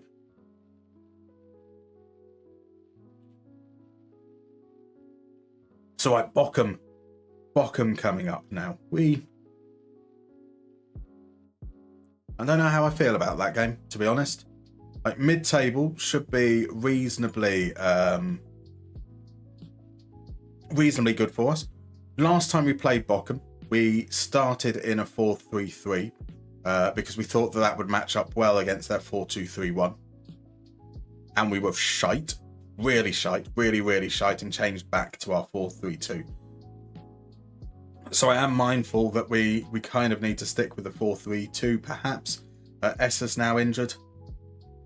I mean, Crud kind of fits there. Crud does float. Beautiful.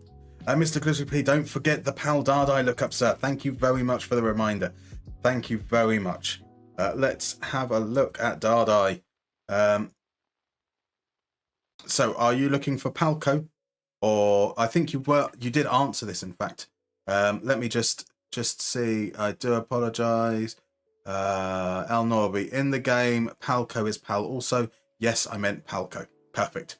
So here we go. Here is Palco. He is now 29 years old in game. He's played 165 games for Hertha, 13 caps for Hungary.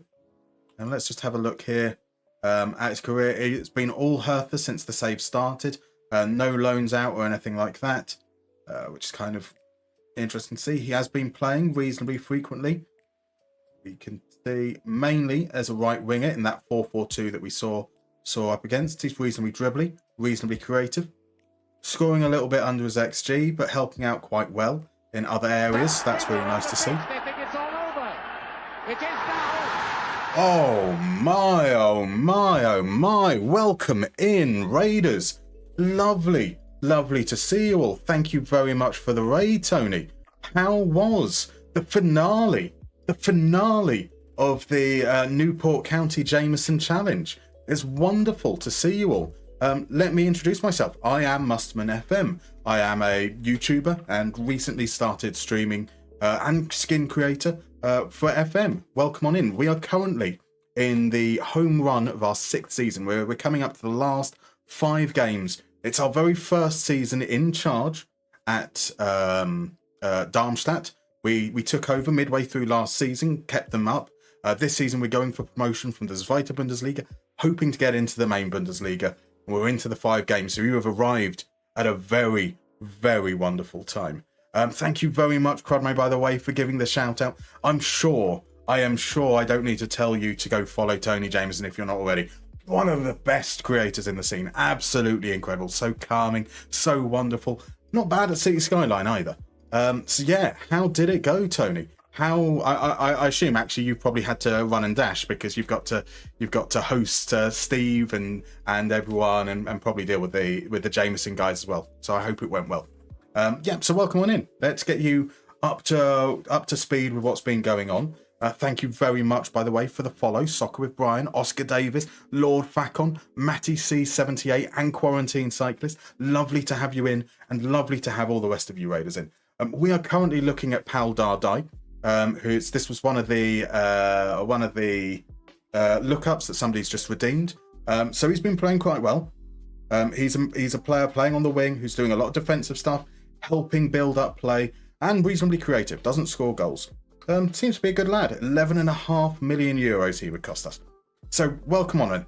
This is a little bit scary. If you're used to regular Football Manager, these things are done a little bit differently over here. I play semi-attributeless. So that means is I don't know players' attributes accurately. Instead, we have these pizza charts. They help us understand how players are actually performing in game with their metrics, and we have a very limited understanding. Attributes are shown as icons. So these big orange ones means that a player has attributes between 16 and 20 for jumping reach. This kind of medium blue one, that means between 11 and 15. This slightly smaller blue one, that means between 6 and 10. And then finally with Davy Selke here, this really small dark blue one means that their attribute is between 1 and 5. So we can't judge a player based entirely. It's not the statistics! You tell me! How do you measure somebody that could balance a balloon in a wind tunnel on a needle? Bless you, Mr. Grizzly P, with the gift subscription to Sonric Cespino. What an absolute gentleman. So yeah, we don't have a full picture of players' ability, and that you might think that means that it's harder. I would contend that it makes it easier, because when I get things wrong, I can now blame it on that rather than my own lack of ability. Anyway, let's crack on. Our next game is going to be against Bochum. I'll try and catch up a little bit with chat there. So Lord Facon is in. Welcome in, my dude. FM Llama is here. The wonderful, the truly amazing FM Llama. How are you, sir? Sorry I wasn't able to catch the stream earlier. How did it go? So they made it. They made it indeed. Quarantine Cyclists, we did it. So they got promotion. The Jameson boys have done it. Where did they finish? Did they win the league? Was it automatic? Was it through the playoffs? Fantastic stuff. And Medical Car says it as well. So Rich says, I recall something a senior manager said to me about a nearby competitor school. The cream of unnamed city, thick, rich, and full of clots. So we have our own thick, rich clot here. Crudmo is our mod. Crudmo is the star of the stream, really. But he is a thick, rich clot. I mean, thick probably isn't fair. Thick is fair. Rich isn't fair. He's a good down. He's sort of the thick clod. None of this rich nonsense. Well done to Steve Sidwell, indeed. To think that Steve Sidwell arguably had the greatest handicap of them all, Tony. I love Tony. Those most of you guys who have been in Tony streams know that I love Tony. I hope for sure. Right, so yeah, there we go. Whole team meeting. We're going to ignore it. We're going to pretend everything is normal. So Llama is doing very well. Hope your weekend has started well. It's starting all right. The next 5 games are going to play a huge part in deciding how the rest of my weekend goes. That's for sure. So Quarantine Cyclist says Sid Waddle is the best pundit ever. Oh no, I've got some bad news for you. Quarantine Cyclist. That isn't Sid Waddle. That is Ray Hudson. As Quadmo was mentioning there for a moment, that that's Ray Hudson talking about Messi during his record-breaking season where he scored like 5,000 goals in a year. Ray Hudson is a fantastic commentator. Mainly covers mainly involved in American coverage. Very, very loquacious, very descriptive, very fun. So should I turn the volume up or down to improve my knowledge? You want to turn the volume down. Okay, Cromo's already pointed out that it's Ray Hudson. There we go. I do apologise. For a moment there, I thought Ray Hudson was commenting on Brighton Chelsea. Oh, that's started now, hasn't it? Is it still 0-0? What's the lineup? I know that Lumi was talking about hoping that Carl Palmer starts up front.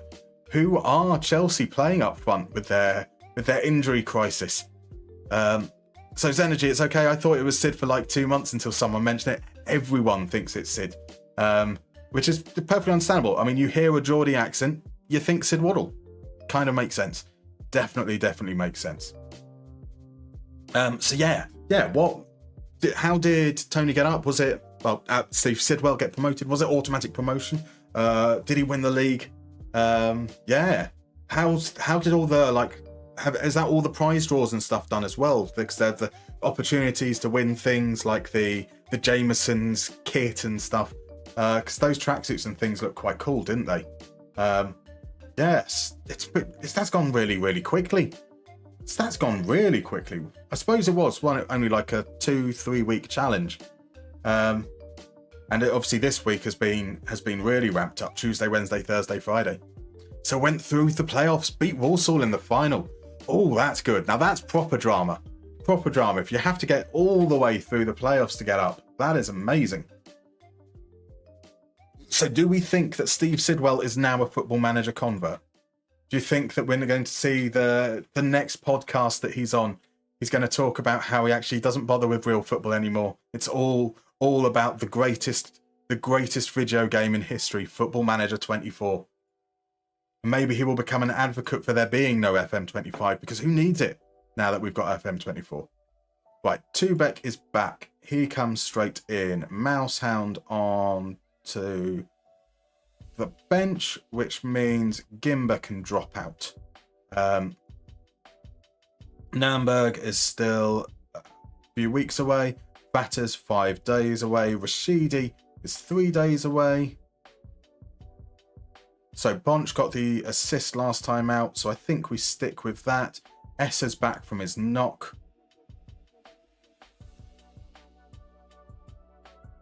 Let's play out defence off. We're still rolling it out, so that should be okay.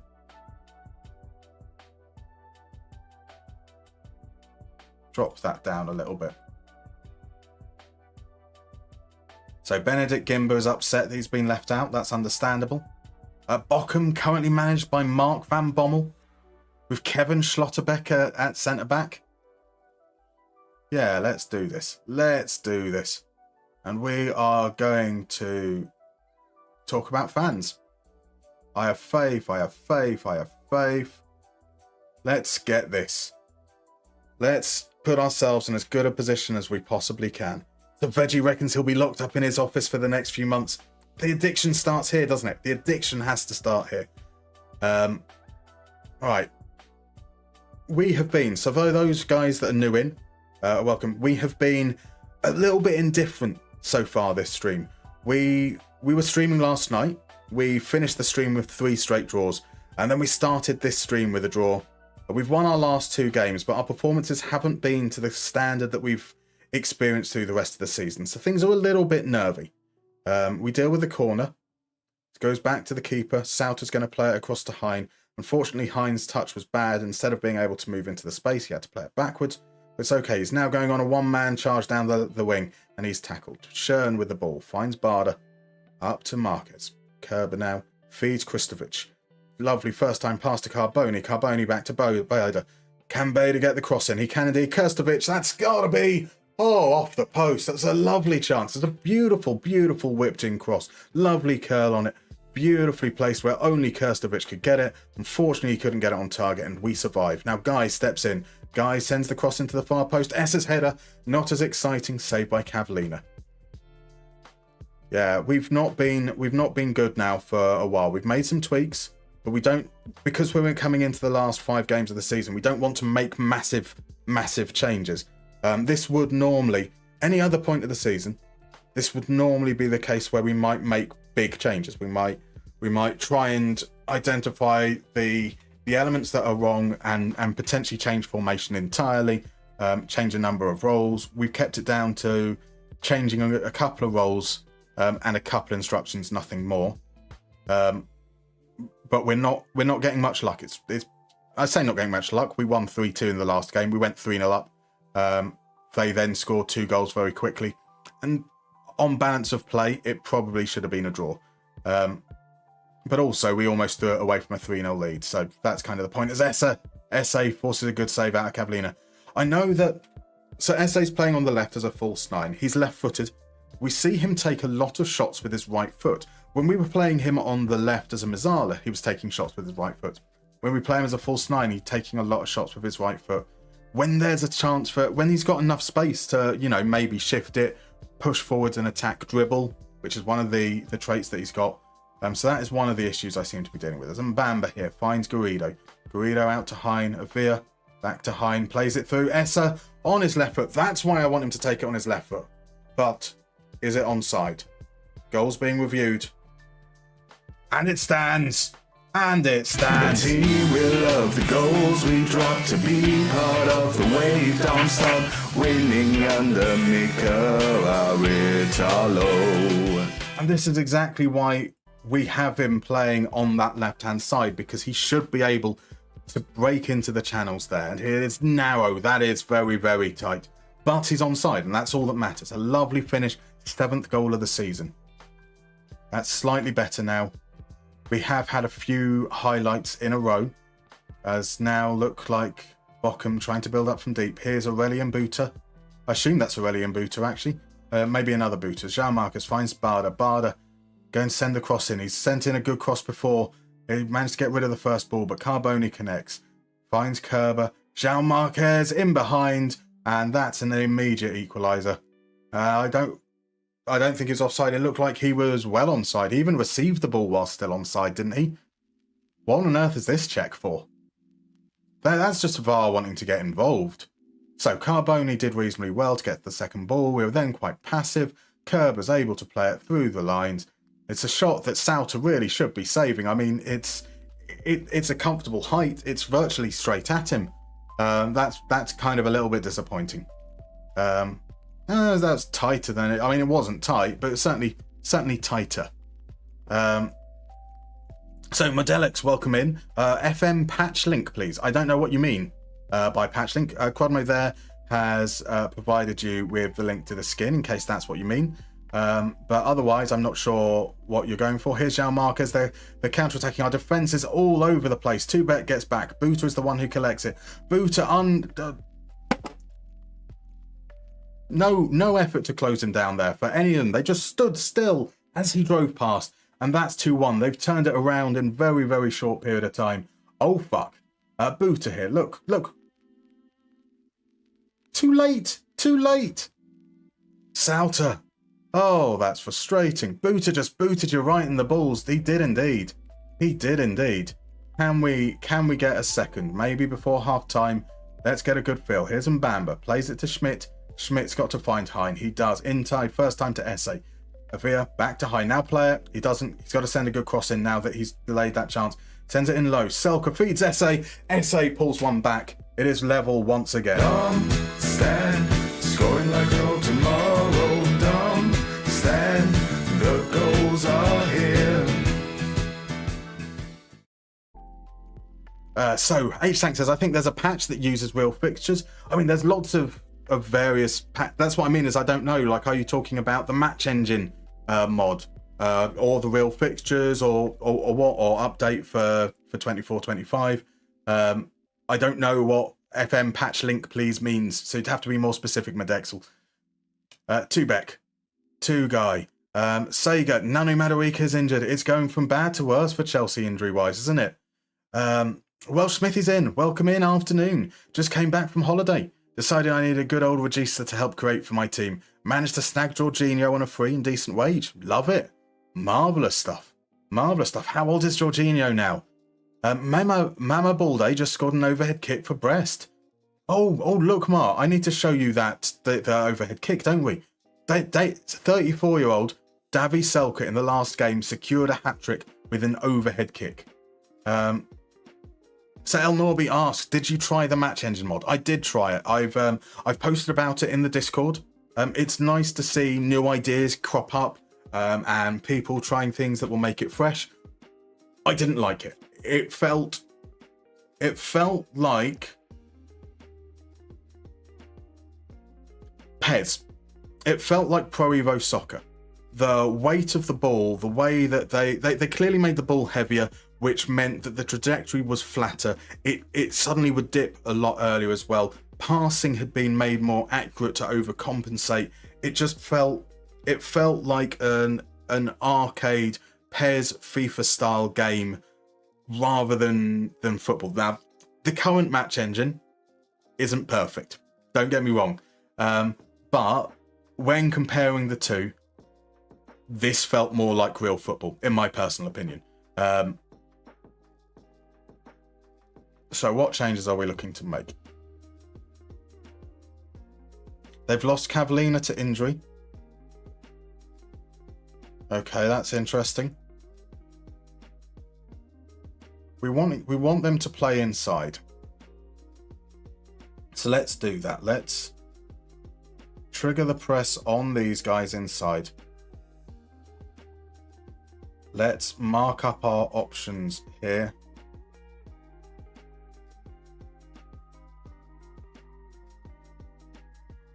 And let's show you guys inside.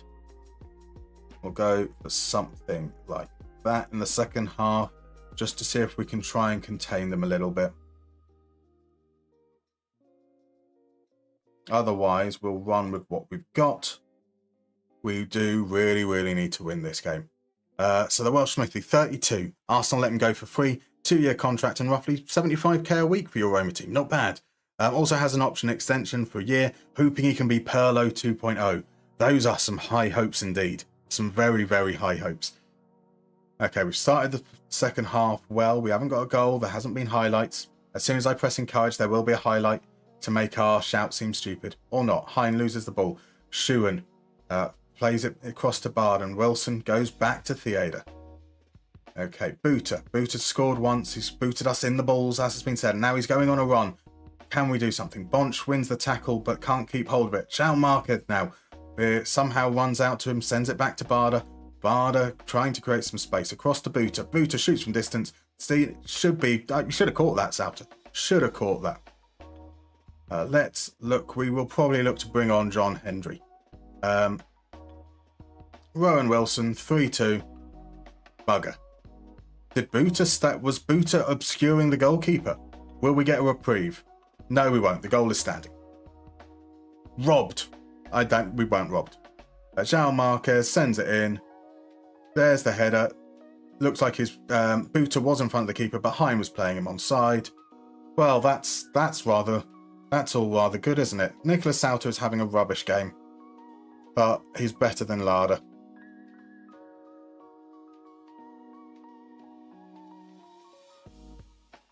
So Bonch is coming off. John Hendry is coming on. Batter wasn't fit, so actually it's not John Hendry. It's Forkel coming on. Forkel on as a shadow striker.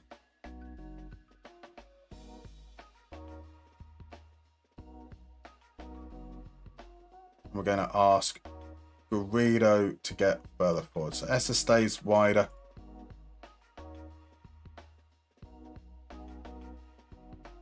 Move up to attacking.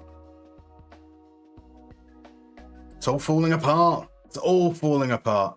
So Rich says, if you search for a YouTuber called FM Projects, you'll be able to see a vid and find it. For what it's worth, Rich hasn't tried it and won't be bothering. Mr. Grizzly P says, with FM graphics quality, I'd say it looks like the old winning 11 on PS1. That's fair. That's fair. So here's Guy. Can we get an immediate response? Back to Tubeck. Tubeck's going to push forwards. Play it to Gary Shorley. Guy sends in the cross. Essa's there. Hits the post. Essa could have had a hat-trick. Hein.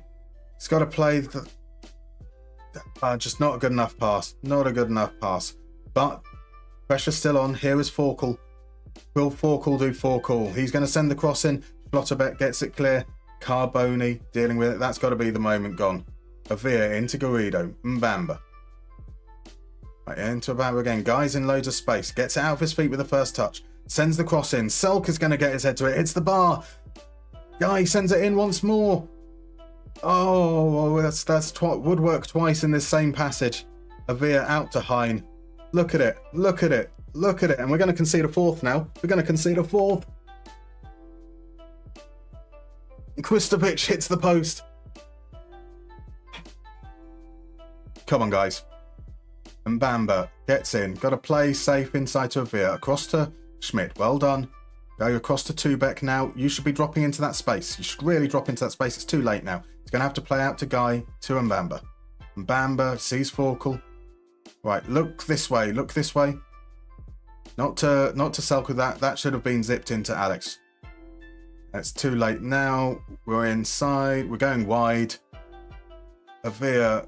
No, to Hein. There we go. Into Selke. Selke to Essa. Carry on running. That's what you want to do. Essa across to Mbamba. Out to wide to Guy. Guy's got to send the cross in. He finds Forkel. Forkel makes it 3-3. That's what we needed. Darmstadt scoring, Avatalo's growing, Nick has got us going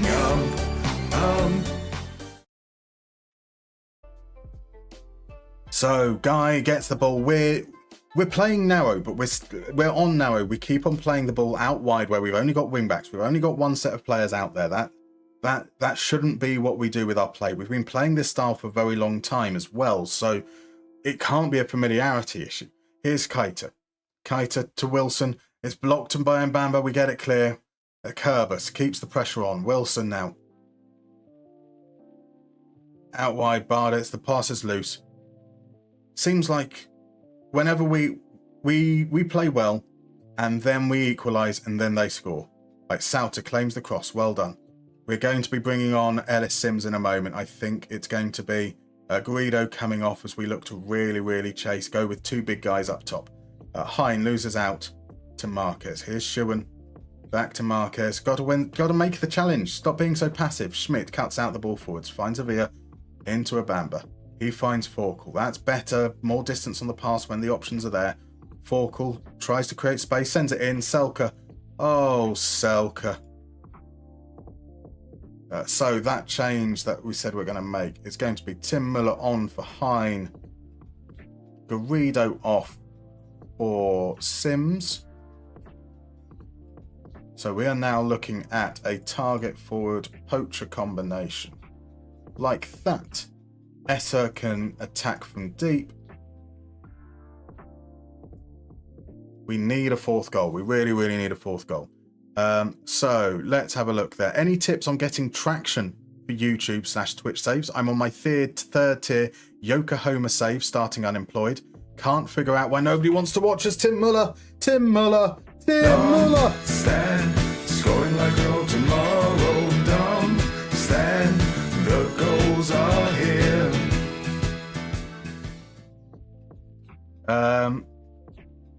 Right, okay, so that's goal number 4. It takes a small deflection on the way in. The deflection, if anything, brought it closer to the keeper. We are not going to take our foot off the pedal. We want that 5th. We can't let them come back into the game. And so you might think that we might want to conserve, but really we want to throttle it now. We've got one stoppage left. That's going to be further on. Anton Guy is also the player coming off. I have faith in you there. So we've got some fresh legs. How on earth this game is tight with that momentum. We've got a highlight in the first minute of injury time, and it's with Bochum. We managed to win the ball here, though. So now bend over, sends it forwards. It's far too heavy. Easy for Theater to claim. Now surely they go long here. They've got to get out of the pitch. He sends it out to the right wing. Oh no, he's just let the player in behind goal. Oh, why do we do this? Why do our defenders let them in like that? Corner is in. Sater. Great challenge from Sims, but that means it's another corner. The pressure stays on. Their keeper is up. Bochum are going for for it. Kristovic gets the second ball. John's cross hits the defender. It's another corner. The highlight's not going to end until we clear our lines or until they score. The scoring is likely going to happen. There's Tubek, gets it clear, get the ball out. Bader, though, runs onto it. Didn't bash it. Bader should have just spanked it from there. Right, that's injury time up, surely. We are over the allotted time. Muller is on the ball. Muller, just play it sensibly. Esser running into the corner, sends the cross in. Schlotterbeck cuts it out. Schuhen clears his line. Referee, what are you playing at, referee? Oh.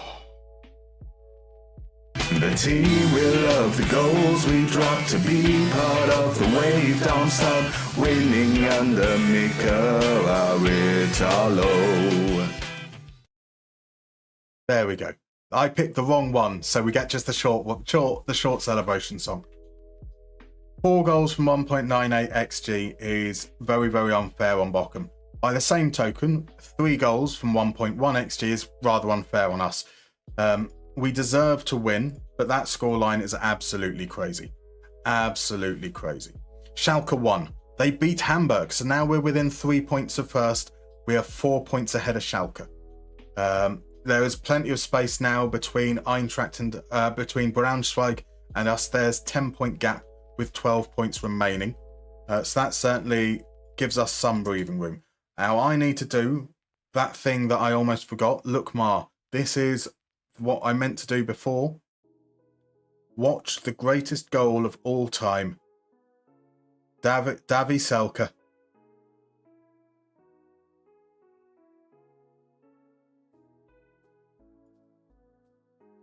We need to go behind goal. We need to slow it down. That's not a useful one. Actually, let's go vertical scrolling. Zoom that out a little so we can see it come in. Esser with the corner. Davy Selke peels off. Overhead kick. I mean, he kicks 3 players in the face, basically. He kicks 3 players in the face, and it still stands. I do, though, want to pop back into that so I get these settings back right. Ready for the next game. Bosh. Look at that. Look at that. So I did see a little bit earlier, and I was reading through Quarantine Cycle's question about any tips on getting traction for YouTube and Twitch saves. The standard advice you're always going to hear is, firstly, ask the question, why would someone want to watch it? So what are you doing about your thumbnails that make sure that it tells people what it is that they're wanting? And what is it about the title and about the concept of the save as well that means that people will go, yes, that's something I want to watch. So you say that you're on a 3rd tier Yokohama save starting unemployed. And this is going to sound like a really, really, really harsh question. It's not meant to be mean-spirited whatsoever. However, so what? Why? What makes that special? Why would anyone go? You're not going to find people like searching specifically for that. There's not going to be somebody going, I really want to find a save where somebody is in the 3rd tier with Yokohama, but they started unemployed. That's not a search term that anyone's going to use. So are you trying to sell it on you as a personality? Are you trying to sell it based on your knowledge?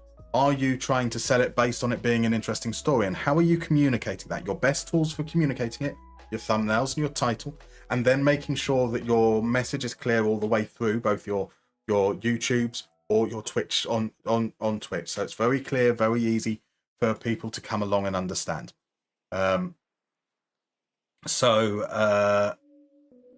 It's tricky.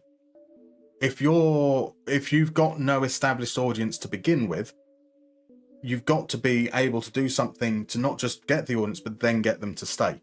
And then you start to get social proof. Once you start getting people in, people will see that, they'll see that if it's on Twitch, they'll see there's 10 people watching and they go, okay, I'll give it a chance because people are sticking around. If it's on YouTube, they'll see that it's got 1,000 views or whatever. So they go, okay, this is 1,000 people have decided to watch this. That's social proof for me to give it a chance. It's very, very difficult. You just have to make sure that you're being clear with your messaging all the way through. Setting up the Hamas is maybe not so media friendly. it's not necessarily the wisest YouTube. You might want to add Yoko ahead of it. So Rich says, I can't offer any advice on how to get viewers. I can say don't take it personally. It's all about the algorithms of whose pops up is available to view, and it's a crowded space. Indeed. But you also have some impact on how you get perceived in whatever part of that space, those impressions that you get. So Crobmo says, I personally also wouldn't go into someone else's stream where they're trying to build an audience and ask for tips on how you can do the same. I mean, it's better than our friend that would come in and say, yeah, better. It's better than that, but yeah, fine. So Quarantine Cyclist, sorry, my sarcasm was maybe not as obvious in text. I'm not streaming anything, just making a joke. That was just the Hamas joke, right? Okay, yeah, sorry, that did not come across. And I've now given loads of advice. Take that advice back. Take that advice back. Never happened. No team meetings. We don't do team meetings when things are going okay. So, to be honest, respectfully, I don't agree with you. I think there's an FM community and people want to support each other. I think there is two sides to it. Coming in and just saying, come watch my stream, that is very much a taboo in any like streaming community. Oh, Rashidi is just perpetually injured now. Like, especially if you want to build, if you want to be part of that community, you need to be an active part of it first. Generally speaking, you know, the old adage that you give more than you take. So if you're looking to grow and you're looking to be supportive, take part in other people's streams, enjoy it, ask questions by all means, but maybe start off with just asking questions about the save and getting to know it and building up your presence in a community. As I mean, like Johnny Trotto especially knows, because you know he sees me in Llama's streams all the time. Generally, I'm about 3 minutes behind him in terms of making a pun, because Johnny Trotto is the king of puns. So there is an element of, yeah, it's good to come in and support one another, but also if you come in apropos of nothing and no one knows who you are, people might be a little bit resistant to it. Certainly, I know there will be streamers out there who'll just say no. Don't do that. I will try and be a little bit more reasonable in that regard. Nürnberger's not quite there. Gimba, Vatter is ready to come on the bench. So Cooper's the one who's going to miss out. We're going to start the game on attacking.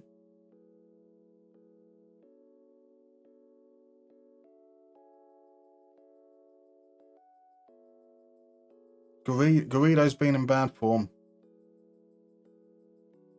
So we're going lots of youngsters, I think. I think we're going Hendry and Bonch as our midfield partnership, which seems really stupid. We're going to reward Muller for his winner. He can start. Yeah, that's what we're going with. That's what we're going with.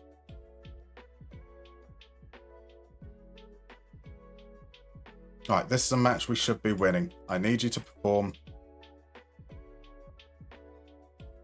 These are the games we struggle with. Against relegation zone, we've drawn against the team who are in 16th, drawn against the team that were bottom. Selke finds Essay. Essay out to Muller. Muller's touch is heavy. That's the reward for starting. So Cromwell says, playing a gig tomorrow night, it feels a bit like someone turning up at your gig and handing out flyers for their gig. So Zenergy says, if it was after you had played and the night had finished, I wouldn't have an issue with that either. I think, again, like, there's an etiquette side of things as well, though, right? Isn't it? There we go. There we go. Who gives a shit about etiquette? Stand, scoring like no tomorrow. Dumb, stand, the goals are here. John Hendry gets the start, sets up Selke within 7 minutes. Yeah, like, certainly when I'm gigging, or when I've been playing in bands and gigging, it would be it's just taboo to do that. It's just a dick move to do. Like in in general, there might not necessarily be anything wrong with it. But it's Hendry almost marks the moment with a goal as well. It's kind of just not the done thing. You build up that rapport as they hit the post as best you possibly can, and maybe if you go to someone else's gig and you say to the band, "Hey, do you mind if I hand out flyers?" The band will say, "Yeah, cool, that's fine." Quadmo's the kind that doesn't even promote himself when he's told to. So Quarantine is cringing about as hard as it's possible to cringe. I'm very, very sorry. No worries at all. Sorry I didn't read your message until. There we go. That's how far behind we are with chat here. So Heiner is there. I wonder, with the cancellation of FM25, are people going to start skinning again? There are people who've been skinning throughout. As far as, am I going to skin again? I'm not going to be doing anything publicly. So I'm afraid to say. By the way, Sega, we'll get to the new gen nickname in a moment. Once the game finishes, we'll get to that. We can pick a player out. So Crudcast. Where's Crudcast? What on earth is Crudcast? Crodmocast. It's a podcast. Okay. Just made up a podcast to see who would subscribe. Everyone would subscribe to Crodmocast. That's not bad. We're 1-0 up. They've had a good chance. We've had a good chance. We need to be creating more, though.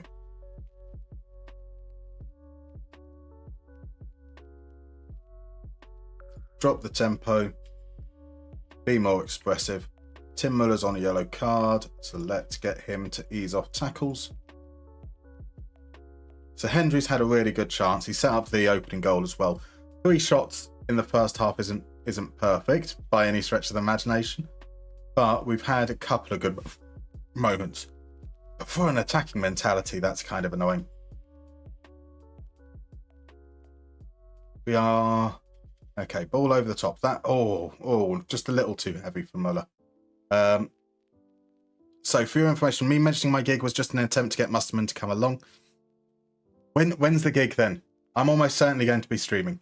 Actually, no, it's tomorrow, isn't it? It's tomorrow evening. Who knows?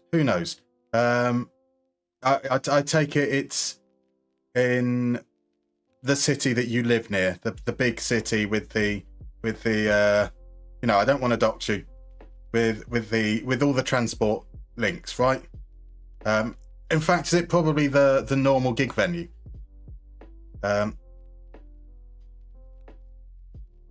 So yes, it's in that city. Perfect. No, we'll keep it nice and cryptic. There's Bonch firing over. Our young midfielder is on a 6.5 at the moment, but doesn't seem to have done anything necessarily wrong. And Bamba's forced to head behind. Momentum. Yeah, okay, that's not necessarily as good as I would like. Let's bring Hein on. Bonch out. We're going to bring Mousehound in to push Mbamba further forwards. Let's just shape that up a little bit more normally. I'll drop down to positive. Maybe we are just trying to rush things too much, which is why we're not creating chances.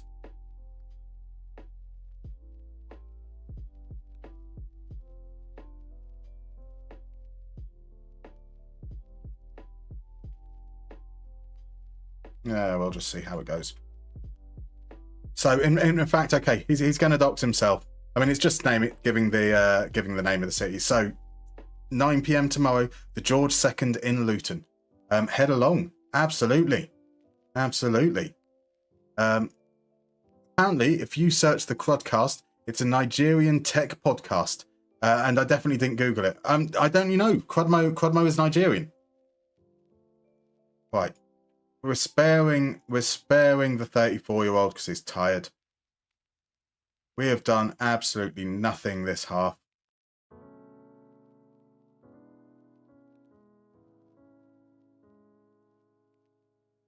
We're Mazzaloing you. If we're going to Mazzalo you, that means that Vata makes his return. So we're bringing off Hendry just because he's young. So Esso, who's left-footed, and Bamba's the last change there. So a triple change into the last 10 minutes. Are we going to throw it away? It has not been a classic game by any stretch of the imagination. Just 9 shots between the two teams. Only 2 of them on target. Our 1 shot on target was a goal. Their 1 shot on target was saved. Here's Avia into Vata, dropping deep like a good false 9 should. Plays it out wide to Hein. Hein is going to swing the cross in. Sims at the far post, can't get there. Device clears. It comes to us on the edge of the area. Mousehound! Oh, that would have been a lovely goal. That would have been a lovely goal indeed. Slams off the bar, hits the back of the goalkeeper, cleared off the line. Mousehound now finds Sims. Sims has got to... I would really like our wing-backs to attack the space. When there's a chance to play that through ball, like that, that's what he should be doing more often. Sets up Ellis Sims. Thank you very much. That will be... Darmstadt scoring to that Aratalo beat. Darmstadt scoring to that Aratalo beat. Darmstadt scoring to that Aratalo beat. Darmstadt scoring to that Aratalo beat. See, that's what I want to see more of. We saw that before that pass was possible, that Hein would run forwards into that massive amount of space. The amount of times we see the ball go out to our wing-backs and our wing-backs are just standing still when they could run into the space behind it, even though they're like complete wing-backs on attack. And that's what we want to see more of. Now, Vata in behind. Good save from Christoph. He does his homework, though a little nostalgic sometimes. He won't mind me saying that. I've offered help with Sunderland, the most wretched side and club situation in our history. Fair enough. Fair enough. Hainu says there isn't going to be an FM24, which is my point. We have another 10 months of FM24. Wow. So FM26, by your reckoning, is going to be out in the end of December. It seems to be some very, very interesting understandings of times. One, we don't know when it's going to be out. But I was hearing that if FM got released in March, that wasn't good enough because it'd be only like 6 months until FM26. But now that it's been delayed, suddenly FM26 would be much further away. Timescales are malleable. And fans aren't a monolith, right? So one person exaggerating one way is completely different to someone exaggerating the other way. They are different people. Let's be fair. We've gone top of the table. 3 games remaining. We're top of the table. Schalke have been hurled to a draw. We might be in an okay position.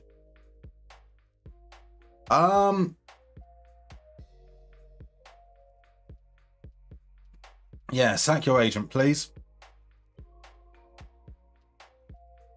So far, we've finally given Muller a chance in the first team, and he's been okay.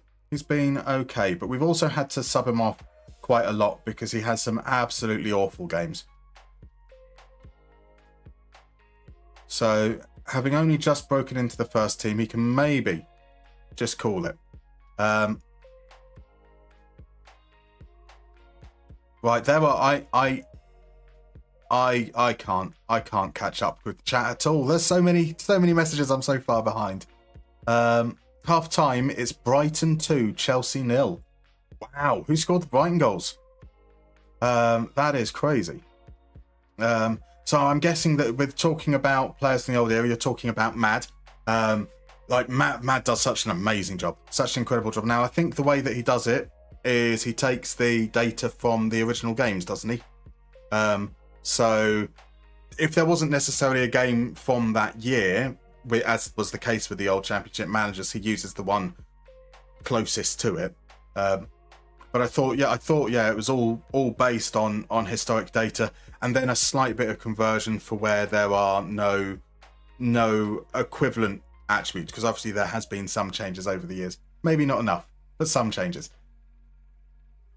Right, we're guaranteed playoffs. 13 points clear with 9 points remaining there.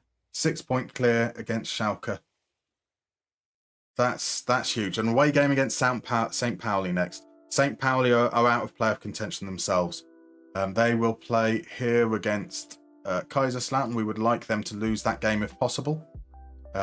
All that we can get, hopefully, to put them in bad morale. So, Quarantine says, has the delay led to any further SI commentary on the management of Bergervan's conspiracy theory? They haven't. They can't. They're under, Sega don't want that news getting out there, so they're kind of on a moratorium. But Hot Dog Burger Van Simulator 25, it's happening. You heard it here first. Ban ketchup. Mitoma and Minter scored. The winger M's, the M wingers, the M people even. The M peoples have scored. Rich is saying, I think he likes to work alone or with Mr. Tierney. I understand that. While it seems a nice idea to collaborate, in practice, many people will overinflate their own team attributes. Oh dear Lord, they would. So Veggie, just skip some of the chat. That's what all the big streamers do. You might as well learn. I do. I have skipped past a whole load. But as I will always say, if I have missed anything, do let me know. Do let me know. No harm in repeating yourselves in chat. We have a break coming up, so a chance for me to fall behind even further. As per usual, I will be going for the breaks. That means I go and poison my lungs. It means I go and grab myself another drink. I will see you guys in about 4 minutes' time. See you then.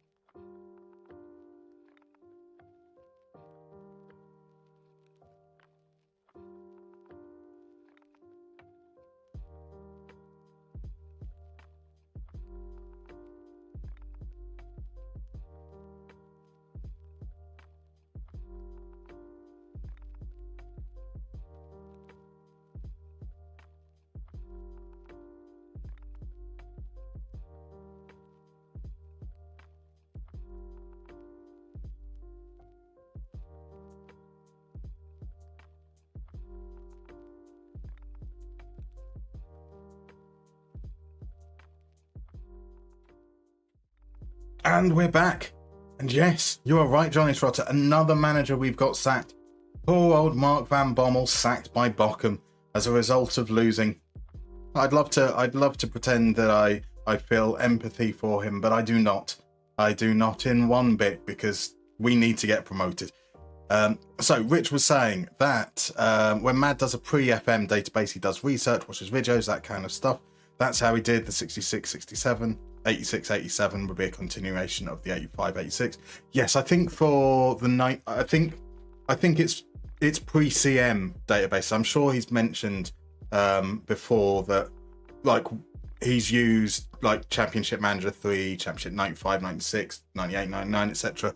as, or at least as reference points to lighten some of that burden. Because even, and just to be clear, right, that's not taking away, like, even doing that, even going and taking all the data from an old database, adding it into a new one, converting it, balancing it, that is a colossal taking, let alone having to do the research and make adjustments and make judgment calls yourself. Like, to be able to get more than one database out a year is absolutely phenomenal stuff. Absolutely incredible stuff. Right, it's Energy, by the way, as well. Thank you very much for dropping by. Enjoy your evening. Enjoy your evening. Right, so Coritiba has redeemed a mini-game, so let's head on and let's finish off. That's the last mini-game for today. And that means, what was the one that we have prepared? It's a round of Guess the Club. So here's how this goes. For those that haven't been here before, really, really simple game. You're going to see 4 picture clues, one after the other. First, you're going to see a slither of a stadium. Then you're going to see a former player. Then you'll see a flag from the country that it's based in. And finally, you will see the club's badge. Your job is to guess what the club is as early as you possibly can. The earlier you guess, the more points you get. Get it on the first clue, that's 5 points. On the second clue is 3 points. Third clue is 2 points. Final clue is 1 point. That gets you onto the scoreboard down below. As you can see, we run a scoreboard weekly. We run a scoreboard all time as well. So, Johnny Trotter, is it the Yokohama's FC? Up the Yokos. Don't say that. Don't say. Got to be careful with that hashtag. You're going to upset the Beatle fans. Let's get the very first clue. Could it be Yokohama FC? We have some pictures of some seats and a bit of the pitch, because if I gave you any more of the stadium, it would probably give you far too much information. Do we, off the basis of this picture, is there someone who knows who this is? Now, generally speaking, with this clue, it's a case of you've seen this very picture and you just recognise it immediately. So Johnny Trotter has gone for Gremio. Crudmo's gone for Malaga. Honningsvin's gone for Malaga as well. As a guess for Avellaneda as well.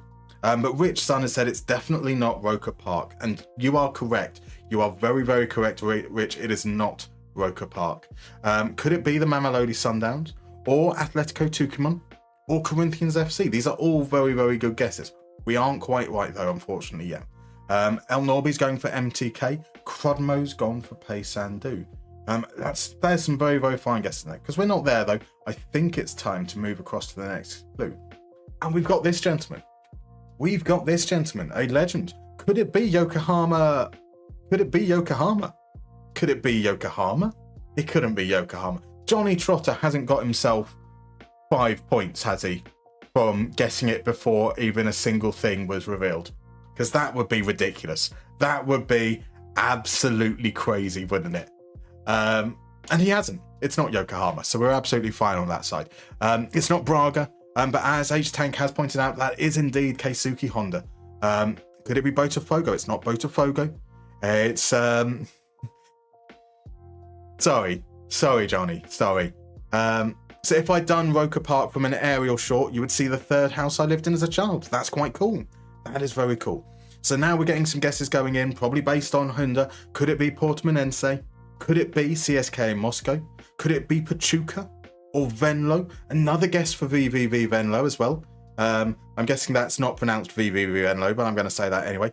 Neftchi Baku, some fine guesses in there. Is it Nagoya Grampus 8? We are working through the career history of Keisuke Honda. Now the Krez has gone for Vitesse.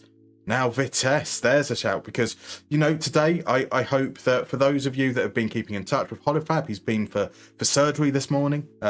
So it's a big day. It would perhaps be a little bit too mean to have Vitesse as the answer on a day that he couldn't make. But we do have a correct answer in there.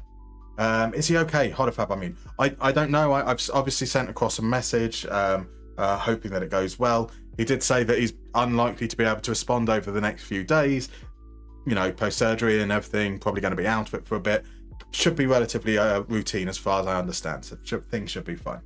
So we have had a correct answer. And let's see, it's a Mexican team. It's a Mexican team, so do we know who's got the right answer? Do we know who's got the right answer? It's Zerachul with Pachuca. There we go. It was Keisuke Honda at the Estadio Hidalgo with the spanner. It is Pachuca indeed. Pepito, H-Tank. So Holofab's probably going to be resting up for a few days. He says probably going to be like a week or so before he's back around. But if we do get any news, I'm sure he'll message us on Discord. We're all in there, so fingers crossed he's good. Fabulous work though there from Zerachul. An absolutely mega week for you, Zerachul. I mean, absolutely racking up those points. Some fabulous work. Football was part of the writing on the seats. It was indeed. That's why I had to crop the photo where it was. I was like, that's fine. We've got a hint that it's a Spanish-speaking country. That's all we need. Central, time to retire whilst on top. Quit when you're winning, as they say. Right, so our next game away against St. Pauli. They're in 5th. We haven't had any injuries during the course of this week. A rare thing. Hamburg have got an away game against Mainz. Hamburg have been held to a draw.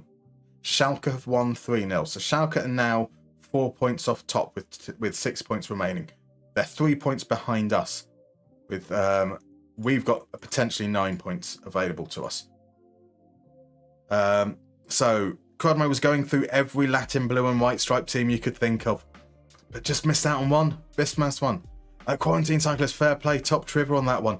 We've got an astonishing group in here. Like the sheer breadth of knowledge of chat is absolutely incredible, and it keeps me on my toes, because when I'm creating these games, I have to try and make them hard, because if I make them too easy, these guys are going to get it within like 3 seconds. Coritiba says you'll never score points after the Reggiana guess. I'm sure, Coritiba, you've said similar before the Reggiana guess as well, and you did fantastically on that. So I have a feeling you'll be picking up points in the all too near future. You only quit when you're winning. It's a good chant, that. We should go for that. You only quit when you're winning. You only quit when you're winning.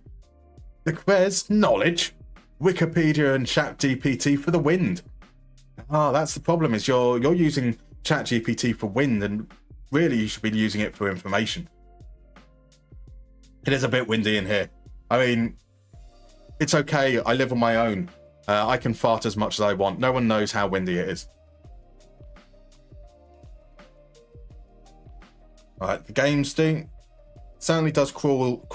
Gets a little bit slow on Saturdays now, as it's trying to process through these fixtures. Only 6 years in. ChatGPT makes tornadoes. You heard it here first. I mean, they do say that is the impact that ChatGPT's energy requirement has on the environment. Maybe it does. Coritiba, St. Pauli could throw this game to make Hamburg's title chance a bit worse. We hope so. We hope that St. Pauli are now just playing for fucking up Hamburg. Fortuna returns to the stream, indeed. I wonder what Fortuna is up to, in fact, because he did find himself. He was barely used by our replacement manager. They should be There should be a few games into the new season over there. So I wonder if he's still there on the fringes, or whether he's been sold. Let's have a look for the finger.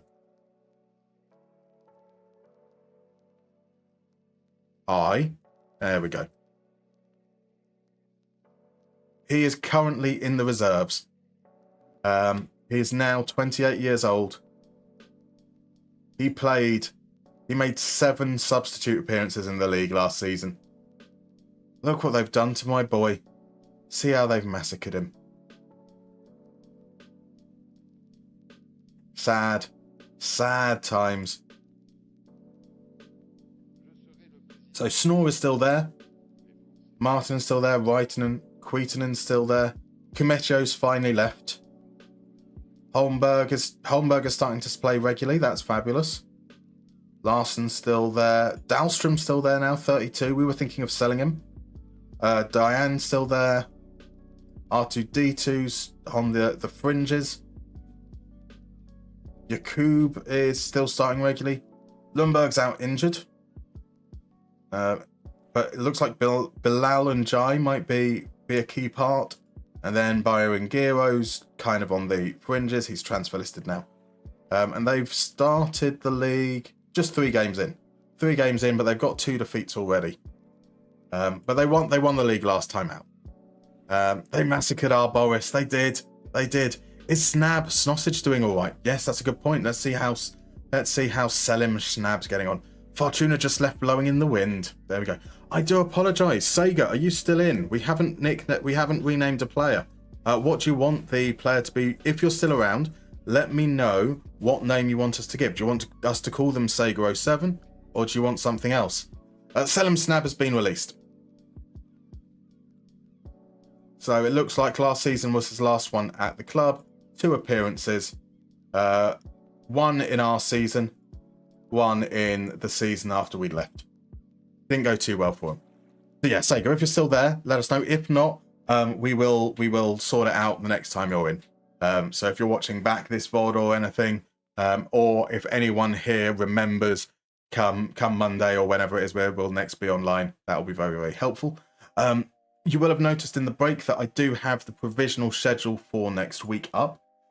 Villa play Liverpool on Wednesday evening, so I'm probably going to be watching that game. So I've moved what would normally be the Wednesday stream around. I think I moved it to Thursday around that. But we might, because of that, we might stream both Tuesday and Thursday. I'm not sure at this very moment. Right, Nürnberger could go on the bench, but he's not in great fitness. All of these other guys, that's absolutely fine. Hendry and Bonch. Hendry made an impact, so he can stay out there. Yeah, we'll just run with that, I think.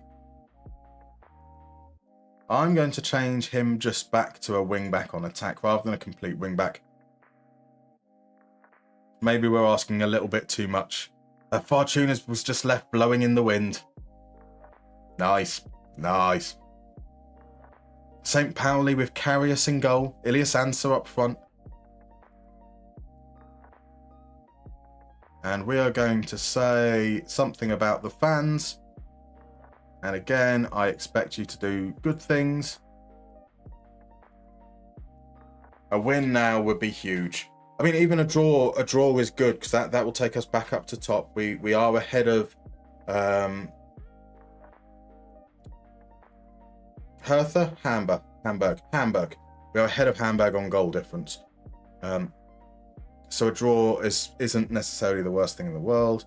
John Hendry gets a nice early booking. We'll tell him to ease off tackles. Right, here's a throw-in, starting with Müller.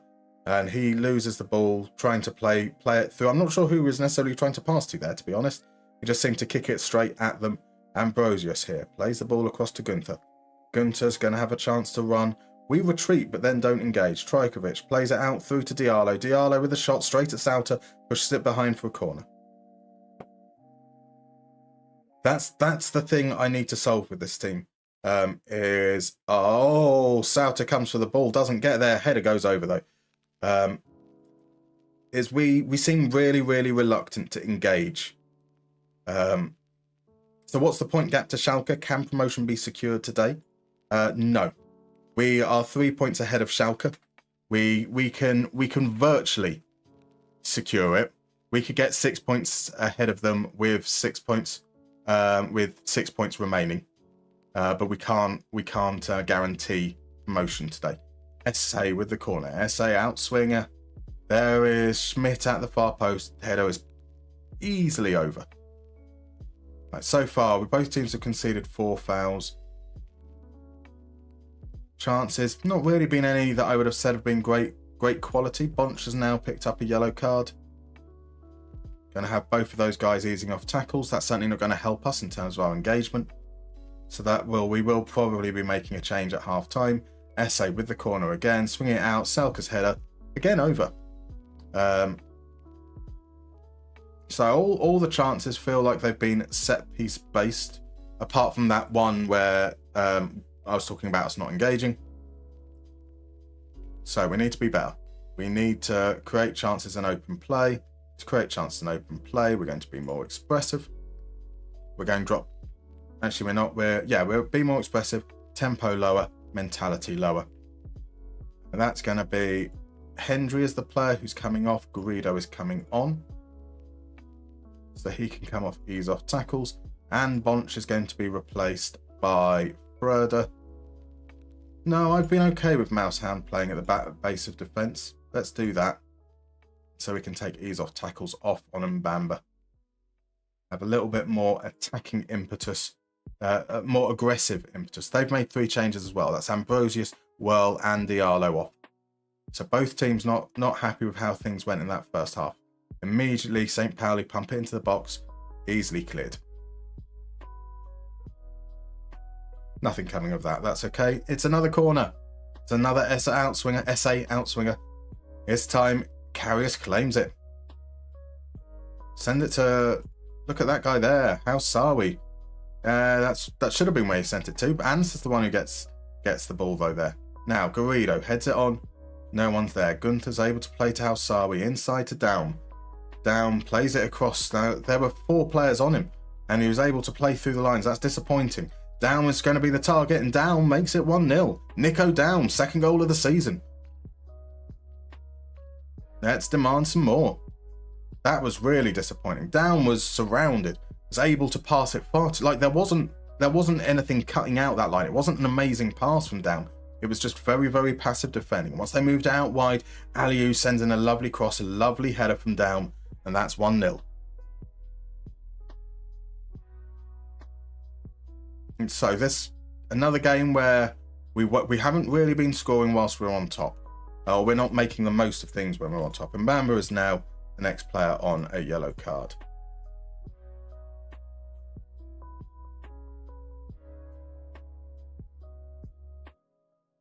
So Mbamba's the player coming off, in fact.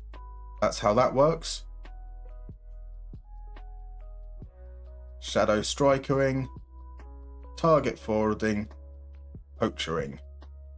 Selke out there. Ellis Sims to come on. Let's play just a little bit more neutral in that respect. Let's hope that Sims can be the man to make the difference. Going to start, hopefully, I'll come back with a throw and that we throw straight to them. That's not going to help us at all. Here's Trakovic. Plays it forwards, but Mousehand steps in, feeds Selke, and Selke's shot is awful. But it was a shot from open play, so that counts for something, right? Another highlight, starting with a throw. And Guy, this time, throws it to one of our players. The cross goes far too long. Selke collects it, loses out, Aliou clears. Avir's the one who collects it. We could have passed to Müller. We have passed to Müller. Has he stayed onside? He fires it across goal. Oh, that was a great chance. That's a little bit better, though, from us. Müller, though, the latest to be booked. Here comes that change, then. Brian Hine on. Vatter is going to come on as well. I think it's Selke coming off. Sims, Vatter as the advance forward. Avir, that's a penalty, ref. That was a penalty. That was clearly a penalty. Ah, well. Yes. Here you go. Can we do anything from the free kick now? Avir sends it in. Sims is the target. That time it's a penalty. Sven Jablonski points to the spot. That's a good name for the referee. Jablonski. Is he going to be a jabroni? He's not. He awards the penalty. He doesn't rob us for it. So I think Gaston Avir will be the man to take it. He has missed a penalty this season. Make that not a miss. The team will love the goals we drop to be part of the wave. Darmstadt winning under Mika Aritalo. There we go. 1-1. 10 minutes remaining. Here, though, can St. Pauli respond immediately? Their free kick's fired over. That would be typical. So into the last 5 minutes. And we are now down to 10 men. Anton Guy is the man that comes off. That means that we're going to put Vata out wide. I'd much rather us play with fewer players up front. A draw makes a difference. That keeps us that puts us back on top of the table. So I don't want us to lose. Hoyce is going to take the free kick. Here again, just narrowly over. Important challenge. Jablonski brandishes another yellow card, that time to St. Pauli. We've held on. 1-1. Does feel a little bit like a missed opportunity. I felt like we dominated the game. But this has been the story of our season, not taking our chances when we get them.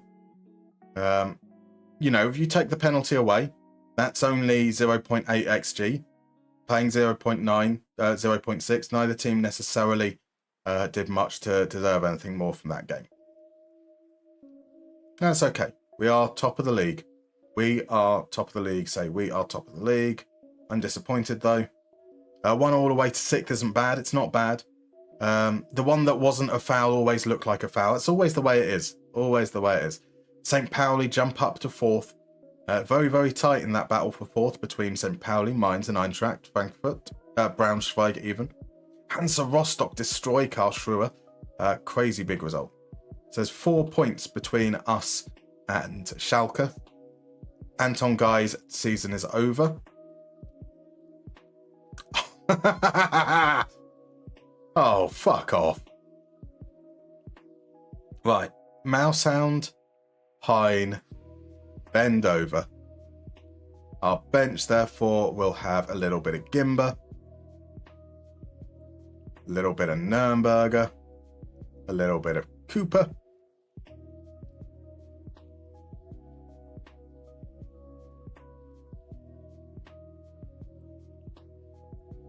Garrido's coming in for Bonch, something like that. Now, I actually think for the next game, we're going to start with the target forward poacher combo up front. S it in there, in that spot. Something like that. Oh, I didn't tell players to rest, so let's get those rests in. Batter, Hein, and Dover are the ones that don't need it. Something like that. Promotion is coming, not jinxing. Oh, Bill, why did you have to say that? Why did you have to say that? You said not jinxing, but you have jinxed it. You have. That's what I'm going to blame it on when we throw it away in the last few games. No, I'm not going to take any personal responsibility. Right, Tom asked, what does opta mean? Opta means opposition passes per defensive action. It means how often the opposition passes the ball before you make a tackle, interception, block, clearance, something of that effect. And it's an average over the course of the game. So, if a team has a chain of 12 passes before losing the ball, and then their next possession they have a chain of 2 passes, that will be an opta of 7, because you add those two together, 14, divide by the number of possessions they had, 2. And that way you get your average. So it's generally speaking, it's an indicator of how active you are in terms of the press. But the way that FM records it is slightly different to the way some other aggregators record it. So it isn't necessarily as useful a metric in FM as it might be in real life. Quadmo's a fan of Gimba. I'm not. I'll be happy when Gimba's gone. I really thought someone would come in for a bid for him, so we wouldn't need to transfer list him. But it looks like we might have to. How's Phil McCracken doing? He's on the fringes. He's not managed to make the step up into the first team yet, which is understandable. We don't really want to risk that at this particular moment. A little bit of Tina, what I need. A little bit of Erica, all I see. A little bit of Monica on the side. Absolutely. It's because of you celebrating the Tarkovsky goal. Bill, it's an incredible moment. One of the greatest goals of all time, says the Everton fan. Rich, I've only been watching Brighton, Chelsea in spells, but an interesting bit on about 61 million. Interesting bit on about 61 minutes. Ball in front of Chelsea defence with a DM there. They idled and Brighton won the ball. Brighton working so much harder. Selke's out. Hendry's out. Selke might make it back in time. Hendry should be okay. I mean, that's kind of the Brighton way, though, isn't it? Under Hersler, it's all about pressuring and wait and hoping to spot the moment that players dawdle on the ball so they can nip in. No team meetings. No team meetings. If only because of the red shit losing their shit over it. Fair play to Slot. Slot's come out today and he said, "I lost control. I overstepped the mark." That's quite refreshing to hear. Certainly not the kind of thing we would have probably heard from Klopp had he been in the same situation. So Slot has certainly won some brownie points for that, from my point of view. And Brighton have now made it 3-0. Minter again. My word. And not directly from that incident. Chelsea look poor. I mean, isn't this the same that can be said for a lot of teams, a lot of games throughout the season, is that teams' form has often fluctuated in line with injuries. We've seen so many teams when once they start to get 2 or 3 injuries to key players, they seem to collapse. And Chelsea right now are really, really struggling despite their ridiculously large squad. Looks like maybe they've made some poor decisions as to who to prioritise over others. But they do look quite disjointed, don't they? By the way, just their fans lobbing bottles at our players and racially abusing Doucouré to deal with. Slot is a very chill dude, but I don't think anyone can stay calm under those circumstances. What happened was insane. It was certainly interesting.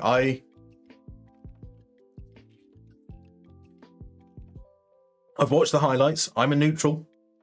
I don't think it was a foul on Konate. I think there was barely any contact, and I know that's controversial. I also think Konate got away with a handball. Dare I say it. That said, I also think that there are some other questionable decisions that went in Everton's favour. I think, from the looks of things, 2-2 was a pretty fair result. I don't know where that stoppage time came from, but that's just because the highlights didn't show anything around stoppage time. All I know is that it was scored crazy deep into stoppage time. Quadmo wants it to be a foul, not by Konate, on Konate.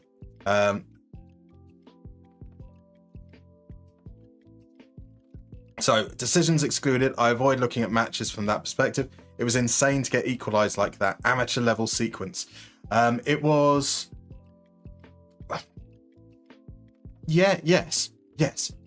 Mistakes were made. Players weren't picked up.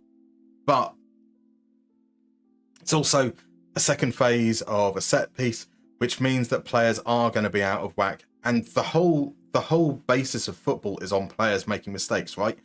You're 100 minutes into a game, you're tired, you're going to make mistakes in the first minute of the game. Players make mistakes all game long. They get their positioning wrong, they misjudge something. Sometimes it's not even noticed. They make the wrong pass.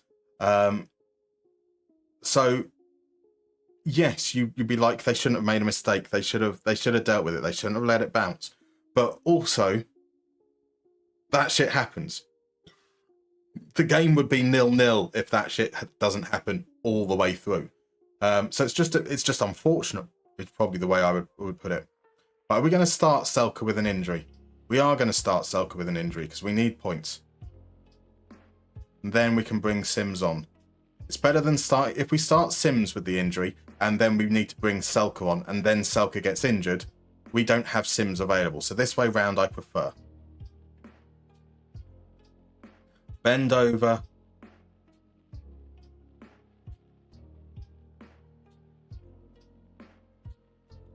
We could put Rashidi on the bench.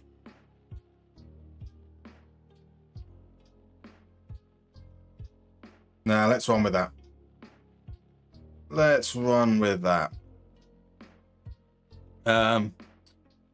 Prodmo says both your goals shouldn't have counted, but the extra time, injury time is justified. I've seen a forensic examination of the clock and it adds up. I don't... Why shouldn't your first goal counted? Why shouldn't the second goal counted? as I said, I don't think it was a foul.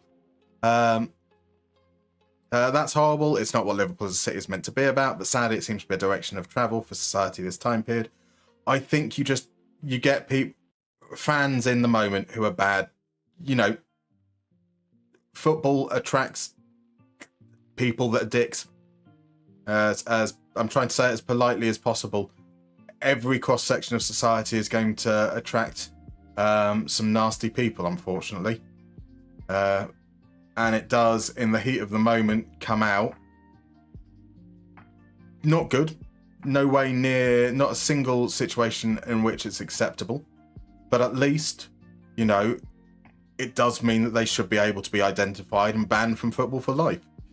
That doesn't make it okay. It's not like me saying, okay, yes, let's welcome racism so that we can ban the racists. I would prefer it not to happen. So Konate and Van der Vaart have been roughed up by Beto and Decore's all match. They were knackered. Exactly. Tired players. That's exactly what happens. And Tarski got a strike straight from the gods. It was a sweet strike, that is for sure. Right, one of the first pop songs you mentioned, YMCA. Why are you saying YMCA? The foul on Njai wasn't a foul. Fair enough. Look at that goal from Mousehound. Mousehound should have been playing at the base of our midfield all along. What a goal. Stand, scoring like no tomorrow. Stand, the goals are here. It took a little deflection on the way through, but he absolutely levered that. Kubishvili had no chance. The ball was past him before he even got down to the floor. Yeah, why were you saying YMCA? One of the first pop songs I remember directly from childhood. I would have been uber pissed off if we'd not been given a free kick for the challenge on Konate if he played for Everton. I mean, maybe that's why I don't think it's a foul, Crodmo, is because I'm pretty certain that Villa have conceded about 4 goals this season with that kind of foul on our defender that's not being given, that I am just conditioned to it not being a foul. Right, Esse gets tackled. Okay, Tubek steps in though. Here's Selke, nods it down for Vata. Vata with the volley. Oh, that could have been a moment. That could have been a moment. I think the refereeing was bad in general. No side got preferential treatment. It's crazy that Oliver got this game after his performance the week prior. I feel like I'm being contrarian, so I'm very, very sorry. I'm generally not meaning to be contrarian, but I think that people's expectations of referees are unrealistic. I don't think I've ever seen a game where the referee hasn't made bad decisions. And I'm including, you know, the Lord and Saviour Pierluigi Collina in that. Like with players. Many errors all the way through a game. Because it's a ridiculously difficult job to do from one viewpoint at full speed. I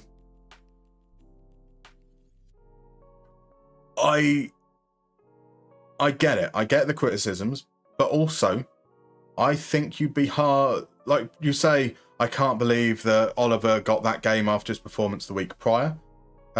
You'll be saying that about every single ref. You'll be like, I can't believe, I can't even remember refs. I can't believe Anthony Taylor got that game after that game. I can't believe that David Cooter suddenly been reinstated after he said, fuck Liverpool. I can't believe that this ref got it, or that ref got it, or this ref got it, or that ref got it. Because everyone seems to believe that every ref is the worst ref in the world. You know who is the greatest in the world? Davy Selke. Davy Selke. Going, Avatalo's growing, Nick has got us going This will guarantee us promotion. If we win this game, we were 4 points ahead of Schalke coming into this. So that means that they can't overtake us. 2-0. We're coming up to half time. Let's just keep it tight. Ingolstadt have Jakubishvili in goals. They do indeed. Rich would never want to be a referee. The speed of the game, how the eye and brain perceives vision and so on, it's an impossible job. Now, I also think that referees are hung out to dry by the powers that be, because there is no reason for you not to have more referees on the pitch, more assistant referees if you need it, to use VAR more proactively rather than this let's protect the decision that's been made unless it's really, really, really egregious, but without giving a proper definition of what constitutes egregious. You're certainly putting them in a situation where they don't actually have help, and that seems dumb. Because you've got to accept that they're going to make mistakes, because everyone does. Mistakes happen. The problem for me is consistency and game control. He lost control of the game and then tried to compensate with weird calls. I think he made some brilliant calls. I very much enjoyed him sending off 4 people after the full-time whistle. I do find it very rich of Van der Vaart, though, to say a player provoked our fans, so we as a team, we're allowed to go in and turn it into a scuffle, but the referee's at fault for then sending off the players that got involved in the scuffle. I'm sorry, Van Dijk. I don't agree with you there. You as a captain should have been calming down the situation. That is your job as a captain. Van Dijk failing to do his job is why Curtis Jones has been sent off and, arguably Slot has been sent off. Granted, the captain shouldn't be the one calming down the manager. He lost his head a little. Right, Nürnberger makes his return from injury. We're going to play Forkel or Cooper. We're bringing on Cooper. We're playing Essa up top, and Sims is coming on. Because as we remember, Selke came into this game with an injury. Mustermann a contrarian? Never. I'm not a contrarian. See, I told you I'm not. You calling me a contrarian? How dare you? I'm going to contradict that. Right. So even like a linesperson, I forget the exact word, but it's literally impossible to judge an offside when your eyes are looking at 2 different things from an angle. Yeah, exactly. Right. Pullman with the corner sends it in. We head away the first ball. Second chance. He feeds Bertelsen. Shot's blocked. It's back at Pullman again. Pullman's going to try and create something for Lang this time. Corey out to Diallo. Diallo gets it out of his feet. He's in behind Diallo. Good save from Sauter. Let's praise the team. Let's see what that... We're 2-0 up. Let's tell them that they're good.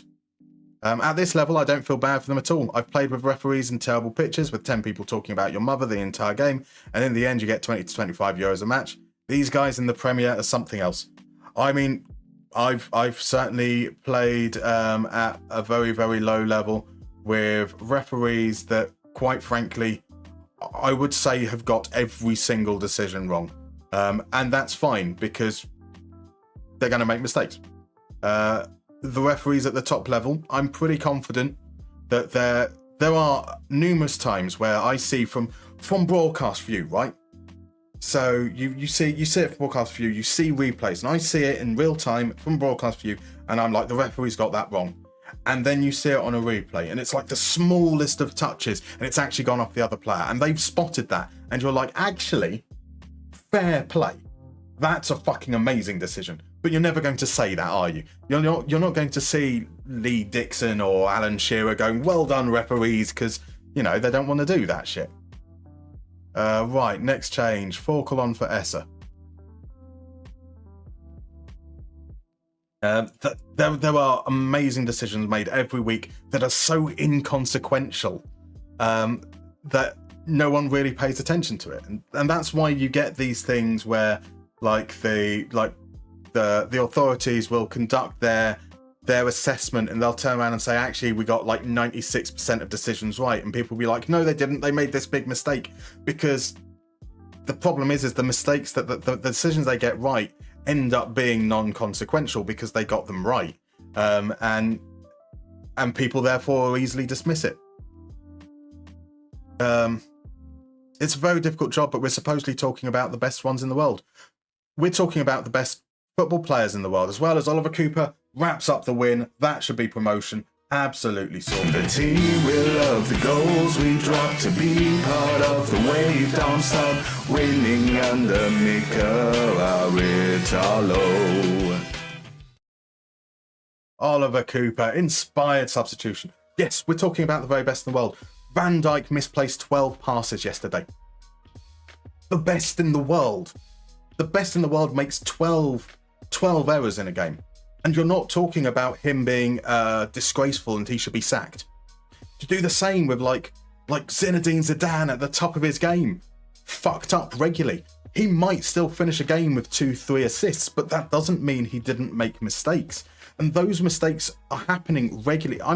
I would expect that if you went through what had been trained and what actually happened on the pitch, you'd end up finding out that like the best players make double figures mistakes every game, but they're inconsequential. But none of that matters. None of that matters because we are 3-0 up, and that means Darmstadt's going, Aratalo's growing, Nick has got us going, Darmstadt's going, Aratalo's growing, watching all the players, taking you to places that we never been before, lady now. Darmstadt scoring to that Aratalo beat. Darmstadt scoring to that Aratalo beat. we're up. Promotion at first time of asking. That is what we want, and it was a good performance. Granted, okay, you know, Ingolstadt aren't the greatest team out there. They're currently sat in 12th for a reason. But we have guaranteed ourselves a top 2 spot. Schalke, I kind of want Hamburg to draw.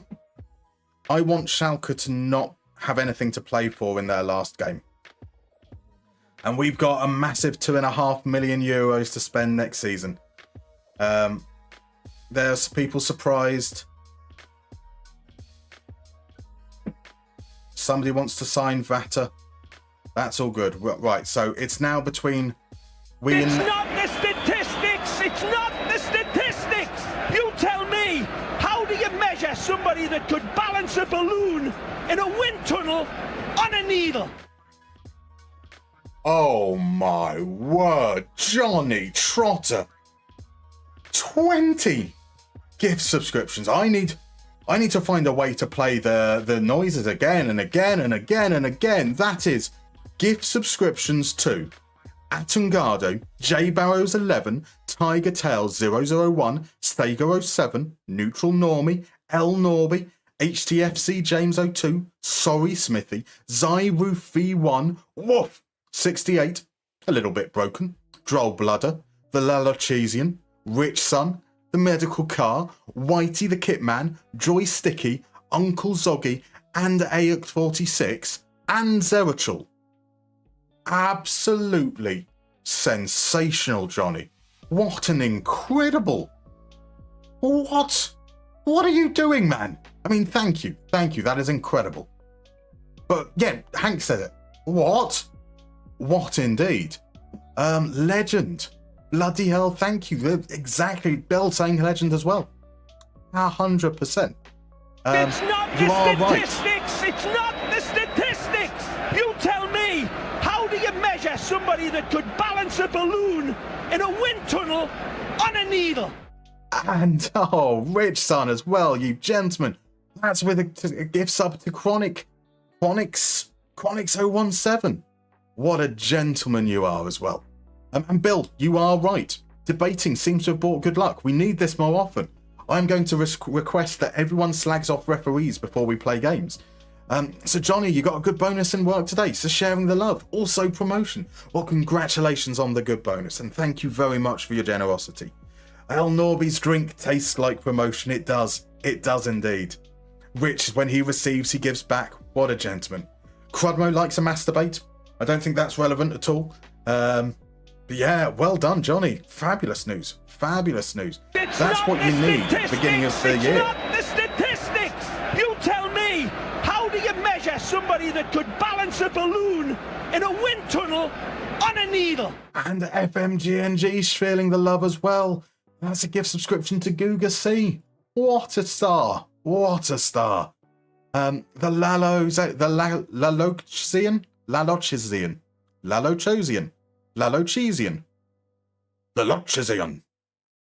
Whatever you said, whatever your name is. Thanking Johnny Trotter. You absolute, very kind, very gracious of you, sir. Everyone, lovely. Bill pointing out masturbators. Everyone loves masturbators. 100%.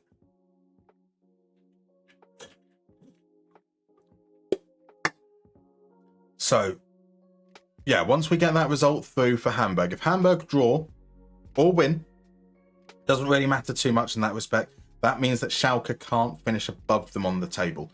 That means they've got nothing to play for in the last game of the season. If they draw, a draw guarantees us top spot.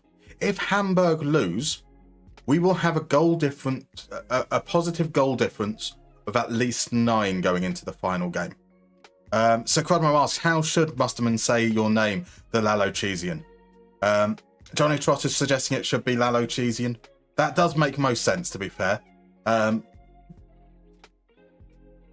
like to believe, though, that the loch is like loch, as in Scottish pond,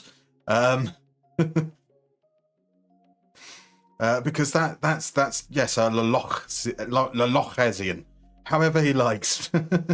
that's a bad idea. We are definitely going to be getting it wrong. So Davy Selker's going to be suspended for the final game of the season. That's a shame, but his 13 goals since January, really quite incredible. He has played the equivalent of 10, 11, 12 full games. That's 1.07 goals per 90. What a legend. What a legend, Davy Selker. So Project Mbappe Lol says, what pack is that you're using? Thanks in advance.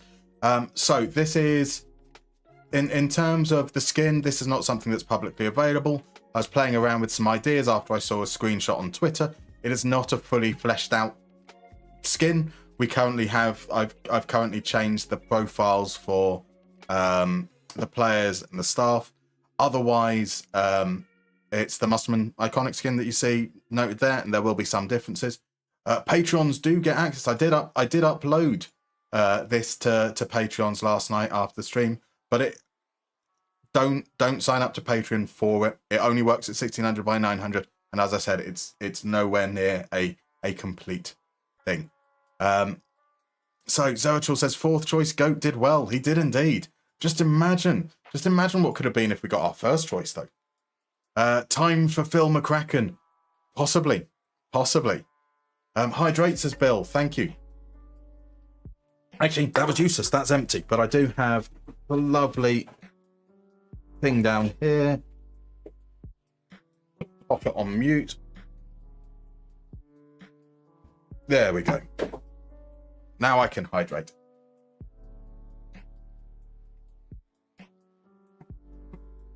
Always good to have a little bit of Diet Coke. I don't want you to be no slave. I don't want you work all day. Sorry, I'm sorry. I'm on mic. Sorry. So here we go. The relief of stress through swearing. The CH is hard like a K, so it's Lallochesian. That would make sense then if it's a K. So Lallochesian is someone that finds stress through swearing. Sounds fucking marvellous.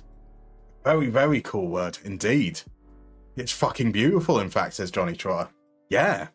I mean, what's the etymology of that word? Is that a word that is just from another language? Entirely, or is it something that is just like in English but is never used, or is it like a fantasy word that doesn't actually exist, but you know it's found its way through fiction or something, and then it's been picked up? Yeah, it's an amazing word, absolutely incredible word. Right, Hamburg won their game in hand. We need to match that Hamburg's result to win the league. What does this mean actually? About £1 million difference between first and second. So, you know, it does make a difference, but still otherwise we get a decent amount. We should be in a good position going into next season, which is marvellous. Pardon me. So, Wilco, you've redeemed New Gen nickname. What nickname would you like to give? The next player up to be named is going to be our new boy who's just arrived, Rob Ashley. He's unfortunately unambitious. All our new gens have been unambitious so far. Looks like a kind of playmaker. His best role is a playmaker. Good passing, vision, technique, flair off the ball. And he's only just come in as a 16-year-old. a lot to work on in other elements of the game, but there is hope. There is hope yet. He does, however, appear to have broken his back. A lower back stress fracture, 10 days out currently. So you want to call him Ivor Biggin.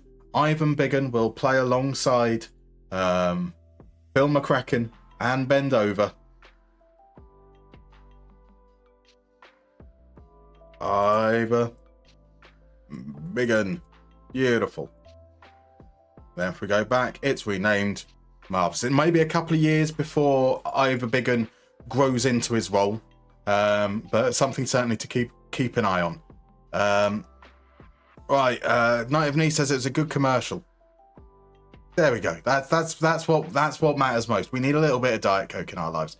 Choo choo, the hype train ended at level 6. What is level 6? I don't know what it is.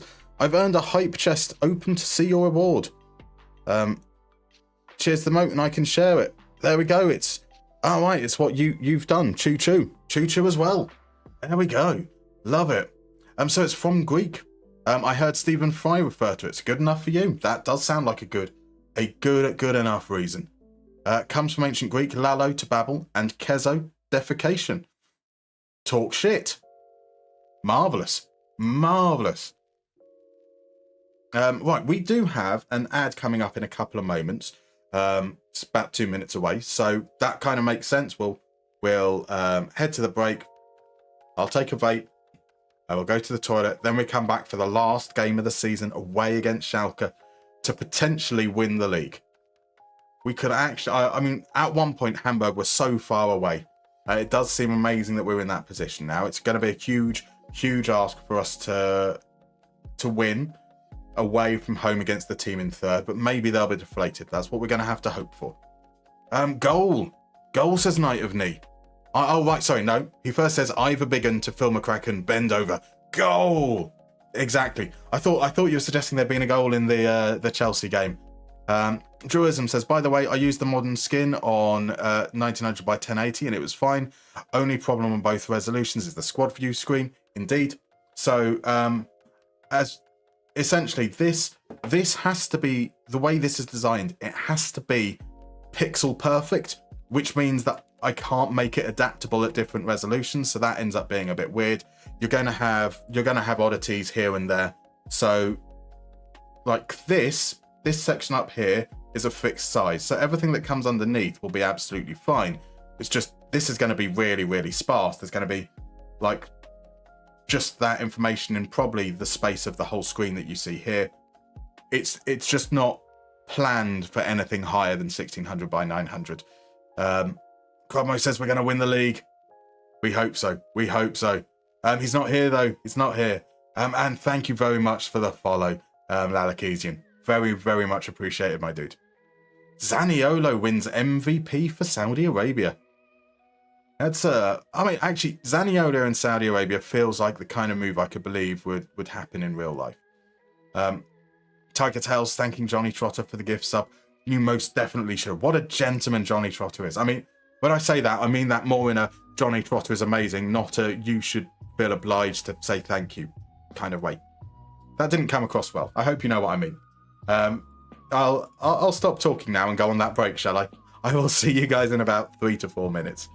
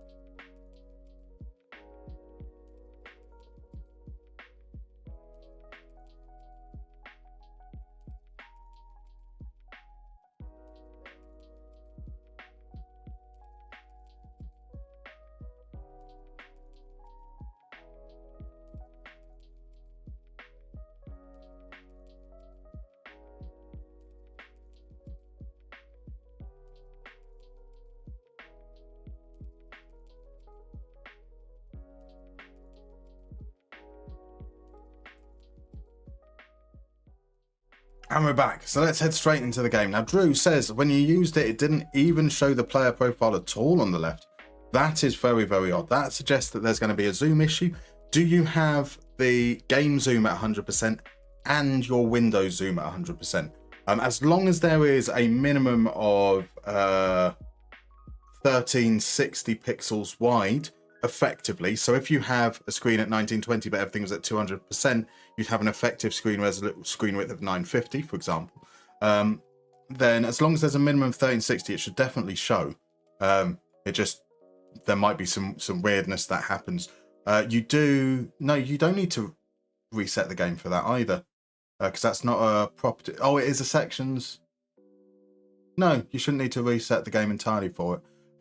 So yeah, if that is something, do send me across screenshots. Actually, that could be quite helpful to look at, because even though I say that those kind of things aren't fully supported, the weird little offshoot skins and stuff, that doesn't seem to be something that should be happening. So I'll be happy to take a look at that.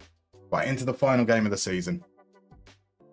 A win guarantees us top spot. A draw or defeat might be enough depending on how Hamburg get on.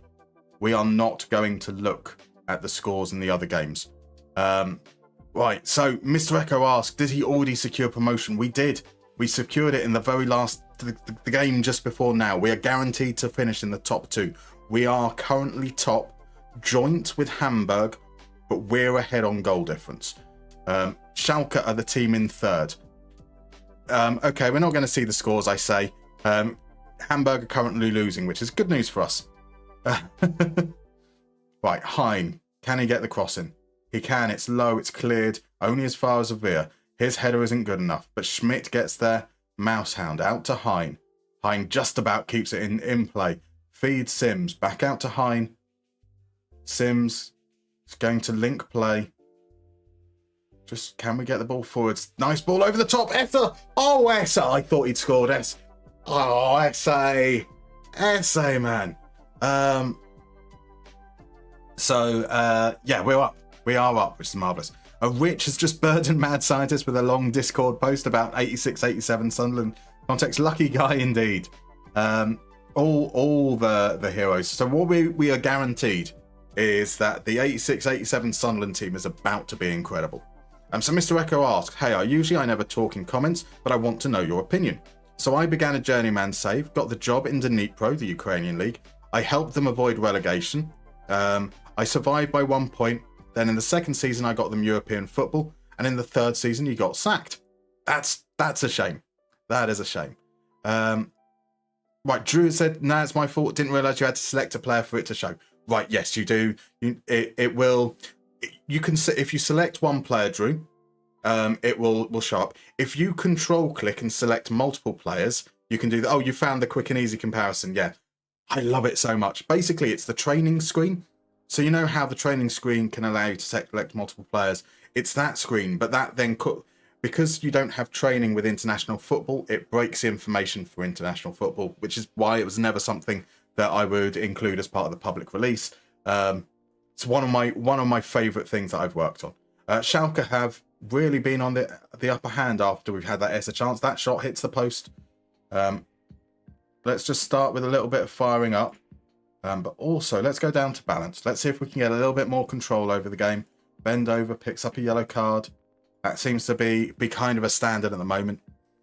So, you were sacked in November, got the job in Serie B, Medina, Mr. Echo again here. Got them from 9th to 4th place, lost playoffs. I really want to resign there because they have big depths. That seems kind of like, if you want to leave, man. Echo, nothing to hold you there. But it also sounds like there's a really, really good opportunity to build. If they've got...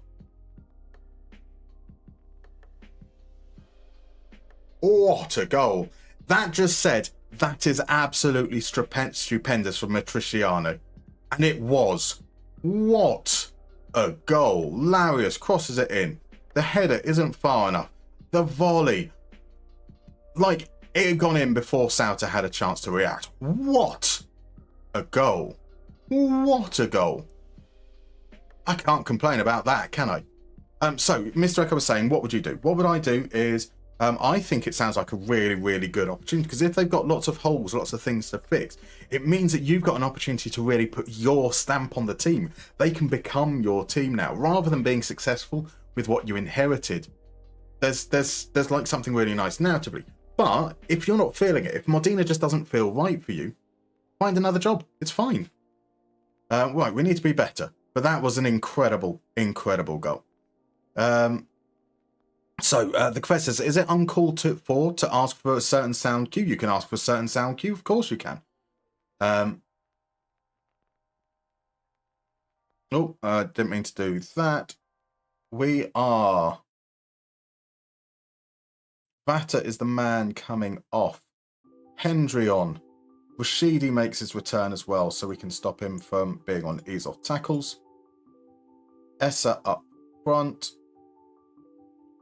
Let's go to that false 9 and target forward. Set up.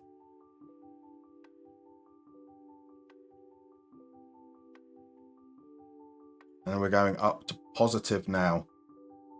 Let's see if we can get something back. I haven't actually seen any updates from the Hamburg game. I'm hoping that the result has changed in the Hamburg game and we just don't know. Drew says, I'm even more glad to be a patron member now. You really do have a lot of added value to joining that, so I would highly recommend it. Thank you very much. I mean, I feel awful. I feel very awkward when it does this, but I will take Drew's hint. If you do want to check out the Patreon, there are the links for you guys. There is a README right at the top that will give you a breakdown of what each tier constitutes, and do like only consider it if you can afford to do so, and do make sure that you think that it offers you value across the board. I would never recommend joining for just say one singular benefit. It's meant to be hopefully a holistic offering. As Krajnovic looks to make it 2-0, shot is backwards. It is backwards. So the quest said hint. I don't know what sound you're asking for though. What sound are you asking for? Right, Matriciani. It's been Schalke are very much on top. The changes haven't really helped us. Here comes the cross. Presslin gets in there. It's not the best of headers. They are absolutely right in that regard. Let's ask you to be more defensive. You're going to pay dues there. John Hendry pushes forwards. In fact, let's push both of them forwards. They're playing a 4-2-3-1, right?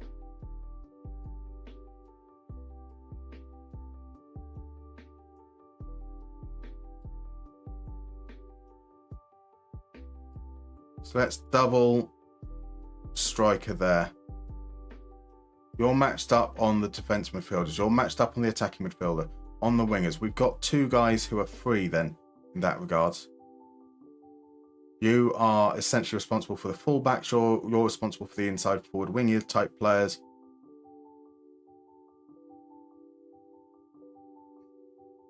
Let's try that. Let's try that. El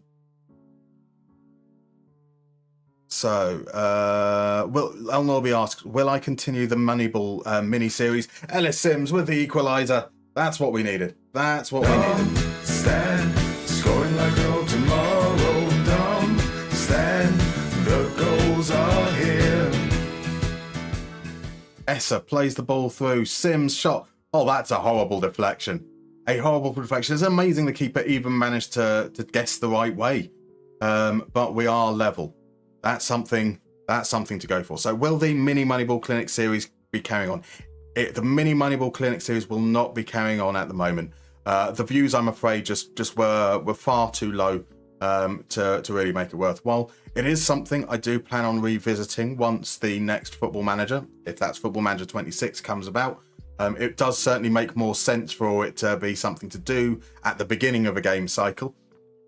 So I do feel there's stuff that's been learned, but yeah, it just didn't get any traction, I'm afraid.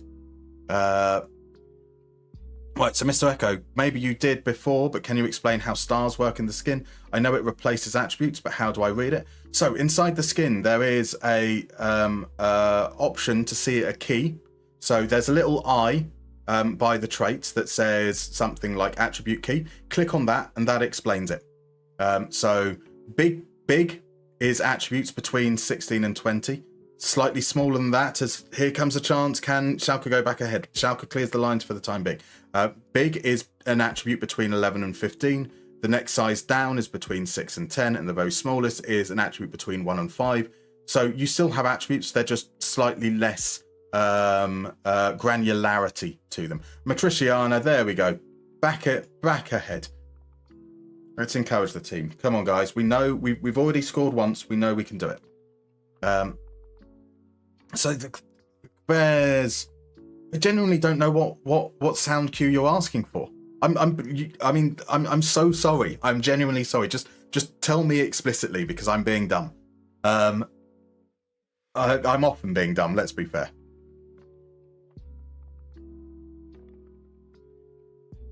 All right. Well, we made the change. It hasn't helped us greatly. Actually, we did get the goal, but we haven't done much since. So the next change is going to be Forkel on. Essa can. Do we put these guys out this way? So John Hendry in that position, let's say inside forwards like this. Forkel maybe inverted winger, something more like that.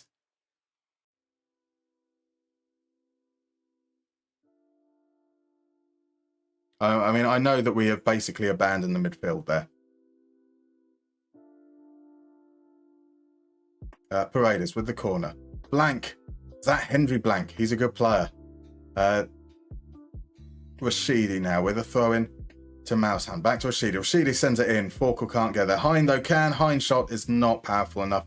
Easy gather for Yusufu. So we've basically abandoned the middle. I should probably be asking the wingers to mark inside, but I want them out wide, out of the space that the defensive midfielders will take. So let's do that. Mark specific player, Templeman, Tower,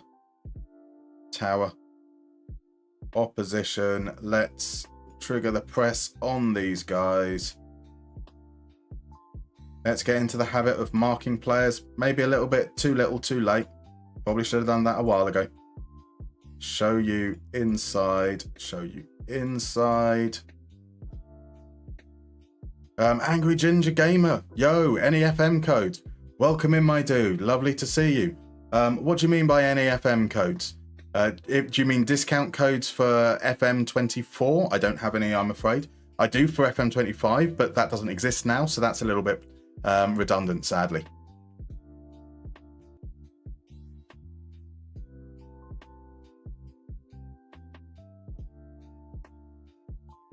Right, we're matching up to them, right? We are matching up 1-1 on the wingers. So on these guys on the wingers, that guy on the striker, that guy on the attacking midfielder.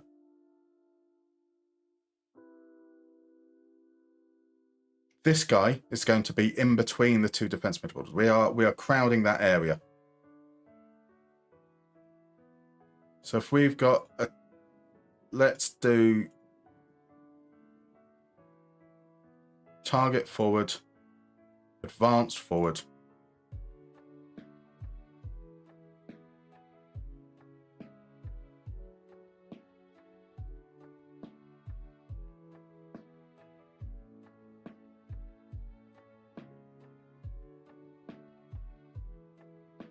I mean, like, this is the last 5 minutes of the season, right? Let's just fucking go for it.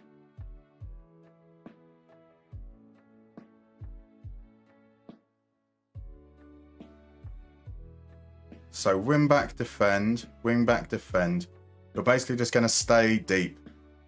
Cross from deep. Send it to a target forward.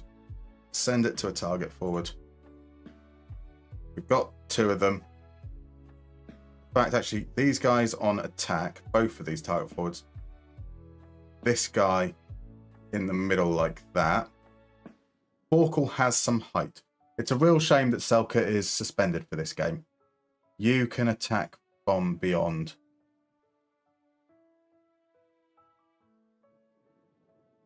So Veer and Tubeck. Who can we actually bring on to fill those roles? That's going to be Oliver Cooper is going to play for Forkel. So Forkel's like 6 foot tall. That's all right. And then Nürnberger on for Villa. So let's move the tempo down. Let's just say much more direct. Transition. Distribute to position.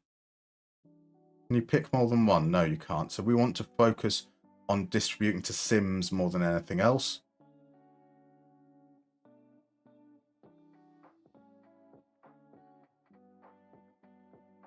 Just absolutely, like, who cares? Who cares? It's the last 5 minutes of the season. We're promoted. It's all good.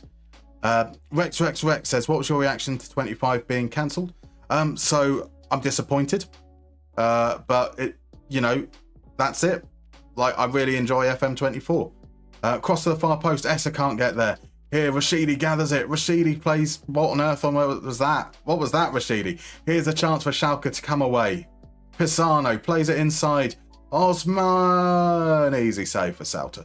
Yeah, disappointed, but it happens. I know far too many examples of development going wrong. So it happens. They won't have wanted to have been in that situation. They've made a decision. I can still play FM24, and hopefully we'll see something good from FM26. So we don't know what has happened now. Tom Minot says, have you ever considered doing Moneyball Clinic for subscribers, similar to Save Your Save for Zealand? Yes, Tom, I have. Now, I have to also be realistic that I currently spend maybe somewhere around 40 hours, well, 32 to 40 hours making one video per week. And when we stream, we're looking at maybe somewhere around 12 to 16 hours over the course of a week as well. So I would love to, but I don't necessarily have the time to. And I don't want to make promises as part of Patreon or subscriptions or anything like that to something that I can't deliver. So yes, it's something I'd love to do. It would mean that I'd have to change something else that I'm doing. And that's something I'm very, very conscious when I opened like the Patreon, is that it's not therefore then taking away from the normal offering. I don't want anything to ever be subtractive or hidden away from people. So I want the Patreon or subscriber-based things always to be something additive. So that's always going to be a consideration there. So we lost the game. We don't know what that means. Oh, we haven't. There you go. Fail is always hard to take. I'm disappointed to not have sealed the title. That means that Hamburg did come back. And let's see what was the result for Hamburg. Oh, they wasn't even in doubt. They won 6-2. They went 2-0 down and then scored 6 goals to secure the title. Well,